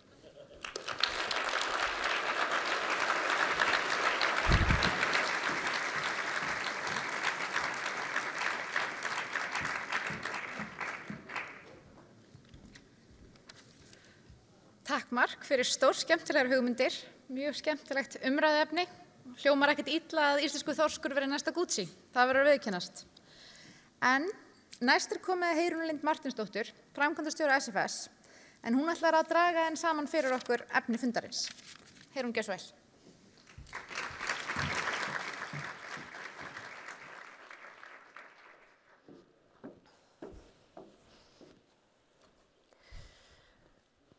Komið sæl og blessuð, kæru fundargestir. Ég að pæli að sleppa að vera við púltið, verandi 1 meter og eitthvað smá. Þá virka ég alltaf mjög lítil þarna, stærri þegar ég stend bara svona ein og það er ekkert risastórt við hliðina á mér. En mig langaði aðeins að draga upp sviðsmyndir. Það er kannski ekki mjög vinsælt eftir COVID. Við sáum margar sviðsmyndir í COVID og þær stóðust eiginlega aldrei. En mig langar að reyna að koma með nokkrar allavega. Við erum lánsöm þjóð. Lífskjör hér eru líklega óvíða betri. Meðallaun eru há, kaupmáttur hár, jöfnuður óvíða meiri. Hvergi í heiminum fer hærra hlutfall verðmætasköpunar til launafólks. Atvinnuleysi lítið. Ef það væri ekki fyrir skítaveður 11 til 12 mánuði á ári, þá væri Ísland auðvitað besta land í heimi. En við erum eiginlega besta land í heimi. En þetta gerðist ekki af sjálfu sér. Með áræðni, eljusemi, hugviti og höndum hefur okkur tekist að gera meiri verðmæti í dag en í gær. Og þannig höfum við byggt upp þessa ótrúlega eftirsóknarverðu stöðu. En núna gefur á bátinn. Verðbólga geisar og við sem erum, ég ætla að kalla mig yngri kynslóð, þekkjum kannski ekki þessar tölur sem við sjáum í dag. Þetta hefur eðli máls samkvæmt áhrif á margumrædd lífskjör. Núna þurfa allir að leggjast á árarnar, svo ég noti orðtæki úr sjávarútvegi. Við þurfum að gera okkar svo að góðri stöðu verði ekki glutrað niður. Við erum eitt lið þessar mundir. Og ég viðurkenni reyndar að þegar ég tala eitt lið, að þá poppar alltaf upp í huga minn íslenska handboltalandslið og ekki á góðu einu. Það þessi hræðilegi kafli sem að tekur alltaf við þegar við erum búin að standa okkur hrikalega vel í leiknum. Og það einhver tilfinning eða ótti að þessi hræðilegi kafli gæti fara að koma hjá okkur ef við gætum ekki að. Þess vegna þurfum við að halda fókus núna, við þurfum að þétta vörnina og við verðum að blása til sóknar. Grundvöllur sjálfbærs hagvaxtar og lífskjara í varanlegum útflutningi. Við þurfum að gera meiri verðmæti í dag en í gær. Alla daga, allan ársins hring, alltaf. Þetta verðugt verkefni, en þarna verður fókusinn að vera. Og það einmitt þarna sem að sjávarútvegur og fiskeldi geta lagt mjög þunglóð á vogarskálar. En hvar erum við stödd í dag? Lítum aðeins yfir stöðuna út frá kannski 6 parametrum sem ég vil velja sem lýsa ágætlega við erum á góðum stað. Útflutningsverðmæti í fyrra voru 398 milljarðar króna frá sjávarútvegi og fiskeldi og þeir hafa aldrei verið meiri. Sama hvort við lítum á þetta á föstugengi, raunvirði, hvaða mælikvarða sem Það voru 349 milljarðar frá sjávarútvegi og 49 milljarðar frá eldi. En það til betri mælikvarði, vinnsluvirði, hinn raunverulegi mælikvarði á verðmætasköpun. Virðisaukinn sem stendur eftir þegar búið að taka tillit til aðfanganotkunar. Hann var 229 milljarðar króna í fyrra og eins og með útflutningsverðmætin, auðvitað hefur hann aldrei verið meiri. 211 milljarðar kom frá sjávarútvegi og 18 milljarðar frá eldi. En eins og ég komin áðan, þá fer í raun hvergi hærra hlutfall verðmætasköpunar hér á landi í atvinnutekjur. Og það fóru 108 milljarðar í atvinnutekjur til 8.400 starfsmanna í sjávarútvegi og fiskeldi. Þar komu 102 frá sjávarútvegi og 17 frá eldi. 30% af tekjum sjávarútvegs fara í laun. Og þá tryggingagjald ekki þar með talið og önnur opinber gjöld. Ég hygg að þetta sé með því hæsta sem gerist í heiminum.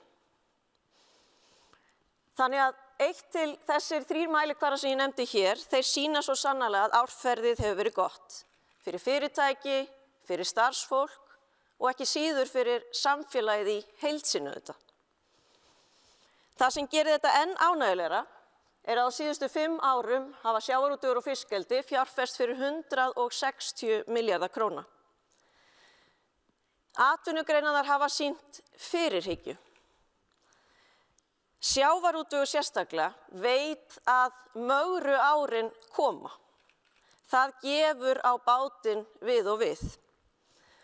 Og sjávarútvegur hefur þess vegna sýnt ábyrgð og nýtt gott gengi undanfarna ára til þess einmitt að styrkja fyrirtækin, styrkja reksturinn. Við höfum fjárfest í nýjum skipum, nýrri tækni, nýjum vinnslum. Við höfum sáð ríkulega til þess einmitt að tryggja samkeppnishæfni til lengri framtíðar. En þetta snýst ekki bara milljarða, blessunarlega. Þetta snýst líka annað og meira. Árangurinn og framlag til samfélagsins nefnilega ekki bara mælt í fjármunum. Loftslagsváin sannarlega vá og hún stór. Við þurfum öll að leggja okkar á mörkum og ekki síst atvinnugreinar sem eiga allt undir heilbrigði hagsins. 37% samdráttur í olíunotkun fiskveiða og vinnslu á tímabilinu 2005 til 2021 eftirtektarverður. Hvort sem við lítum til annarra atvinnugreina hér á landi eða alþjóðlegs sjávarútvegs. Þá þetta samdráttur sem að hvergi sést. Við erum sannarlega á réttri leið, en fullkomin orkuskipti að sjálfsögðu ekki í boði hvað fiskiskip varðar. En við getum dregið úr. Ég geri ráð fyrir að ég muni flytja tiltölulega hryggileg tíðindi ef ég stend hér að ári og fer yfir sambærilega tölur. Vegna þess að við megum vænta þess þá að 37% verði komið töluvert niður og samdrátturinn verði minni vegna þess að olíunotkun meiri. Og hvað veldur? Jú, skortur á raforku. Fiskimjölsverksmiðjur sem að þegar hafa farið í gegnum orkuskipti og nýta raforku, hafa farið í gegnum frábæra loðnuvertíð, stóra loðnuvertíð, þar sem að raforka var ekki í boði og þurfti þess vegna að nýta olíu. Þetta eru tíðindi sem að við viljum ekki sjá, ekki núna og ekki til lengdar. Þannig að þarna verða stjórnvöld að sjálfsögðu að grípa boltann og auka framboðið á þessari vistvænu orku. Nú þá að síðasta punktinum sem að skiptir líka mjög miklu máli og það er samfélagsábyrgð. Við eigum að gera samfélagsábyrgðinni hátt undir höfði og það gerir sjávarútvegur svo sannarlega. Árið 2020 skrifuðu fyrirtæki í sjávarútvegi undir stefnu samfélagsábyrgð. Yfir 75% fyrirtæki sem hafa 75% aflaheimilda hafa skrifað undir stefnuna. Og fyrirtæki sem að fara með yfir 45% aflaheimilda hafa birt samfélagsskýrslu. Hvers vegna skiptir þetta máli? Jú, þetta skiptir máli í hinu margumrædda trausti. Vegna þess að við byggjum upp traust með því að vera gagnsæ, að veita upplýsingar, ekki bara það sem að vel er gert, heldur líka í þeim atriðum þar sem við getum gert betur. Og það er það sem svona samfélagsskýrslur ganga út á og það er ástæða fyrir að þær eru mikilvægar. Og ég hygg á næsta ári muni þessi prósenttala svo sannarlega fara upp á meðan að því miður verða lítil tíðindi eða verri tíðindi með olíunotkun. Þannig að þetta er í raun staðan sem við erum á í dag. Við erum á góðum stað, við getum sagt það. En hvert eigum við að stefna? Hvert erum við að stefna með framleiðslu sjávarafurða? Og þetta eru þá kannski þessar 3 sviðsmyndir sem að mig langaði aðeins að fara yfir. Fyrsta sviðsmyndin út í skurð, önnur sviðsmyndin slaka á og njóta og þriðja sviðsmyndin að stefna á toppinn. Og svo ég fari kannski snögglega yfir þessar sviðsmyndir út í skurð. Margir halda kannski að ég sé að láta mér, ég sé að gera grín í þessu og að þetta geti aldrei orðið sviðsmynd. En þetta eru svo sannarlega þættir sem að eru oftsinnis til umræðu og jafnvel of oft. Við einbeitum okkur ótrúlega mikið að því í hinu opinberu umræðu að takast á við þætti þar sem við ætlum að auka við efnahagslegan fórnarkostnað fyrir því að hafa hagkvæmt kerfi. Kerfi þar sem markmiðið er að hámarka verðmæti auðlindarinnar til lengri tíma, að þá snýst umræðan oft á tíðum það einmitt að skemma fyrir þessari verðmætasköpun. Að við þurfum að fórna einhverjum verðmætum til þess að skapa þá stundum það sem talað sátt. En ef við förum inn í þá sviðsmynd, þá felst það þá í að gera grundvallarbreytingar á aflamarkskerfinu, auknum ríkisafskiptum, grafa undan hafrannsóknum, við munum stöðva uppbyggingu fiskeldis og auka gjaldtöku töluvert. Hvernig ætlum að gera þetta allt á sama tíma, ég vona að það muni aldrei raungerast, en þetta er raunhæft. Það verður minni verðmætasköpun, óhagkvæmur rekstur, hætta á ofveiði og stuðningur úr ríkissjóði. Ég vona að það séu fáir sem að rétta upp hönd þegar ég býð upp á þessa sviðsmynd. Sviðsmynd númer 2 er að slaka á og njóta. Við erum á góðum stað, er þá ekki allt í lagi að halla sér aftur. Í þessari sviðsmynd þá myndi velgengni og sterk staða auka hættu á værukærð og stöðnun. Við værum í varðstöðu að breyta engu í kerfinu. Og við myndum ekki gera eða minni háttar umbætur í fiskeldinu þannig að það væri þá að standa sirka í stað frá því sem það er í dag. Nú afleiðingarnar væru hárlaunakostnaður sem yrði fjötur fót, samkeppnisforskot myndi hverfa, afhendingaröryggi yrði takmarka og þar með verð lægri, minni verðmætasköpun til framtíðar, minna til skiptana. Og við verðum að muna það að samkeppnisforskot Íslands sjávarútvegs er orðin útflutningsvara. Við höfum eiginlega ekki eða getum ekki leyft okkur þann munað að halla okkur aftur og láta eins og við höfum þegar borið sigur út bítum. Það hefst nýkeppni á morgun og önnur hinn daginn og það þarf alltaf að gera betur. Nú síðan það þriðja sviðsmyndin, á toppinn. Við getum aukið magn afurða, við getum hækkað verð afurða eins og Mark kom inn á. Við getum nýtt afurðina betur, við getum aukið skilvirkni og hagkvæmni rekstrar og við getum sýnt ríka samfélagsábyrgð áfram. Nú, árangurinn af þessu yrði myndalegt framlag til hagvaxtar, auknar skatttekjur, verðmæt störf, mikið umfang þjónustugreina og nýsköpunar. Ég hygg að flestir sem hér eru inni myndu velja sviðsmynd 3, á toppinn. Eðlilega. En hvað fengið meira með því að fara á toppinn? Með því að fara á toppinn getum við að líkindum tvöfaldað verðmætasköpun í sjávarútvegi á næstu 10 árum ef vel á spilum haldið. Ég hef sett hérna upp 6 þætti sem ég tel að yrðu stórir áhrifaþættir í þessu.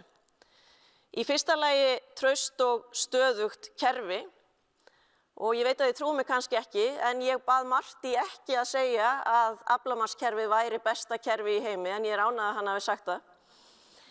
En þetta felst auðvitað í því að við þurfum að tryggja og halda varanleika og öryggi aflaheimilda annars vegar og frjálsu framsali aflaheimilda hins vegar. Hvers vegna þetta mikilvægt? Hvers vegna þetta grundvallar þáttur í verðmætasköpun bæði í fortíð og framtíð? Jú, vegna þess að þá ertu að samtvinna hagsmuni eiganda auðlindarinnar annars vegar og þess sem að nýtir auðlindina hins vegar. Að það séu allir að horfa til langstíma.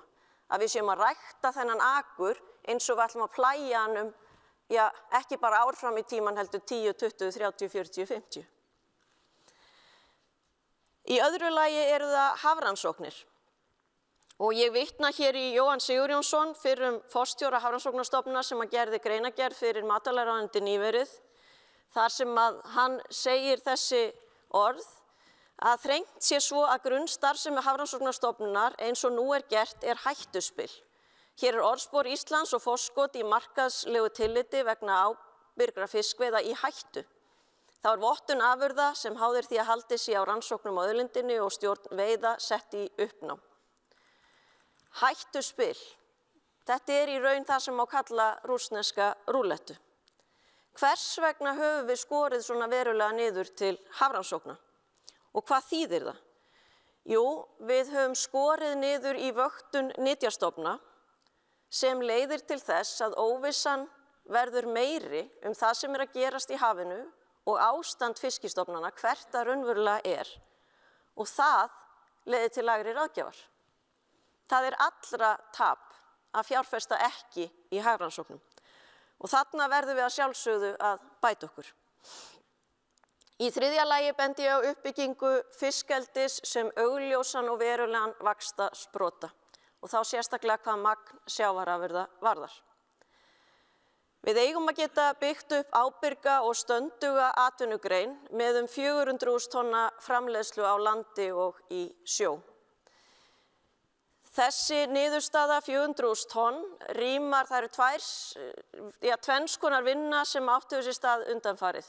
SFS fékk McKinsey til liðs við sig í stefnumótun framtíð sjávarútvegs og fiskeldis og þar var niðurstaðan svo að unnt væri að ala 400.000 tonn í sjó til næstu 15 til 20 ára, þetta til langrar framtíðar, en til viðbótar við það höfum við séð áformum, það sem komið núna 160.000 tonn í fiskeldi á landi. Þessu gætu fylgt 7.000 bein störf og 5.000 afleidd störf. Nú hin skýrslan skýrsla Boston Consulting Group sem kom út nýverið og var unnin fyrir matvælaráðuneytið og framsækin sviðsmynd Boston Consulting bendir til þess að við ættum að geta framleitt 428.000 tonn. Í þessu felast ótrúlega mikil verðmæti en þarna þarf líka að gæta þess að skipuleggja vel hvert við erum að fara og hvað þurfum við að gera. Það þarf að tryggja fólk, starfsfólk, það þarf að mennta fólk, það þarf að tryggja innviði, raforku, stjórnkerfi. Ef við vitum ekki hvert við ætlum að stefna, þá getum við ekki sett neinar vörður á leiðina. Þess vegna verðum við að setja markið hátt, klárlega, og við höfum að sýna metnað í því. En við þurfum líka að byrja strax í að undirbúa hvaða vörður þurfum við að setja niður á þessari vegferð. Nú, í fjórða lagi getum við aukið nýtingu og vinnslu á sjávarafurðum.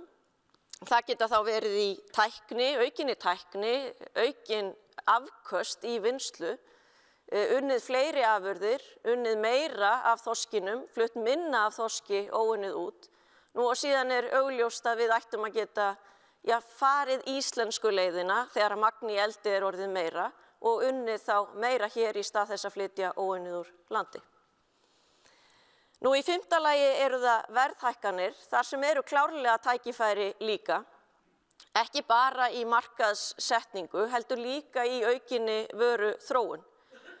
En verðhækkanir geta líka komið í gegnum aukið aðgengi markaða og þar hafa stjórnvöld stórt hlutverk. Vegna þess leið og þú færð aukið aðgengi að mismunandi mörkuðum, þá eykst eftirspurnin og verð hækkar. Nú svo í sjötta lagi það áður nefnd samfélagsábyrgð sem að við verðum að hafa í forgrunni alla daga í öllum okkar störfum. Við erum með kröfuharða neytendur á hátt borgandi mörkuðum. Við viljum vera eftirsóknarverð í augum fólk sem að vill starfa hjá okkur. En við verðum líka að njóta trausts samfélagsins og það gerist í gegnum samfélagsábyrgðina meðal annars. Og hvernig fæ ég þetta til að ná upp í tvöföldun verðmæta? Við gætum skotið á þetta það bil svona. Frá fyrstu 2 þáttunum væru kannski 40 til 60 milljarðar með bættum hamrasóknum, minni óvissu það sem að gerast í hafinu, meiri vissu í ráðgjöf, þá gætum við náð meiri verðmætum út úr þessu og auðvitað með traustu og stöðugu kerfi að þá tryggjum við langtíma sýn og aukna fjárfestingu og þar með aukna verðmætasköpun af hálfu fyrirtækjanna. Nú uppbygging fiskeldis gæti þýtt 300 til 320 milljarða króna, aukin nýting og vinnsla gæti verið 20 til 40 milljarða króna, verðhækkanir, ég væri eiginlega til í að breyta glærun eftir ég hlusta á Mark og allir ég myndi ekki bæta nulli bara aftan við 60 og segja 600. En við gætum sagt 60 til 80 og þannig ég varfærin í því sem að við höfum séð frá öðrum ráðgjöfum. Þannig að ef útflutningsverðmæti í dag eru 398 milljarðar, að þá gætum við áætlað og verið raunhæf að við værum að framleiða og flytja út 800 til 900 milljarða eftir 10 ár. Það eftir miklu að slægjast og við eigum að sýna metnað. Við eigum að setja markið hátt. Mér finnst stundum eins og sjávarútvegur eigi í raun ekki að hafa sig í frammi. Við eigum bara einhvern veginn að vinna vinnun okkar og láta þetta malla og vera ekki að, vera ekki út með kassan. Við ekki bara segja það þannig. En mér finnst að ef maður setur það í samhengi við annað, mundu við einhvern tímann segja, heyrðu við eigum ekkert að vera að sýna allt of mikið metnaði að stefna allt of hátt í því hvernig háskóla við ætlum að vera með. Við eigum bara að sætta okkur við að vera með sæmilega háskóla. Við eigum bara að sætta okkur við að vera með sæmilegt heilbrigðiskerfi. Ekki besta heilbrigðiskerfi í heimi, ekki besta menntakerfi í heimi. Það alltaf bold. Við eigum bara að vera lítillátt. Við erum bara sæmileg í söllu. Það sjálfsögðu ekki. En ef við ætlum að hafa bestu háskóla í heimi, ef við ætlum að hafa besta heilbrigðiskerfi í heimi, nú þá verður atvinnulífið líka að sjá til þess að það að búa til mestu verðmæti í heimi og við eigum að stefna að sjálfsögðu á toppinn. Þannig að kjarni málsins þessi. Ávinningur af samstöðu skýra stefnu klár. Í fyrsta lagi verður samkeppnishæfni á alþjóðavísu treyst. Það verður til hvati til að skipuleggja starfsemina út frá langtímasjónarmiðum. Fjárfestingar í uppbyggingu á öllum stigum virðiskeðju verða meiri og aukin verðmæti renna til samfélagsins, til starfsfólks og til eigenda. Kæru vinir, valkosturinn í raun bara einn. Við ætlum að stefna á toppinn. Við eigum að hafa kjark til að setja markið á hæsta tindinn. Nú að því sögðu þá langar mig að gera lokaorð Tómasar Guðmundssonar í kvæðinu Fjallgöngu að mínum í mínum lokaorðum og þau eru á þennan veg. Því hversu mjög sem mönnum finnast, fjöllin há ber hins að minnast, sem vitur maður mælti forðum og mótaði í þessum orðum, að eiginlega er ekkert bratt, aðeins mismunandi flatt. Takk.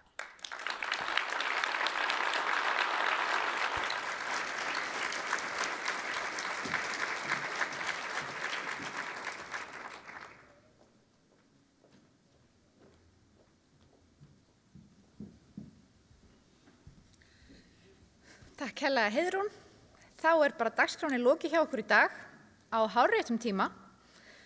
Takk hérlega fyrir fundinn. Hérna frammi verða svo veitingar. Ég hvet allan til að staldra við og ræða saman og gera upp efni fundarins. Takk hérlega fyrir mig í dag.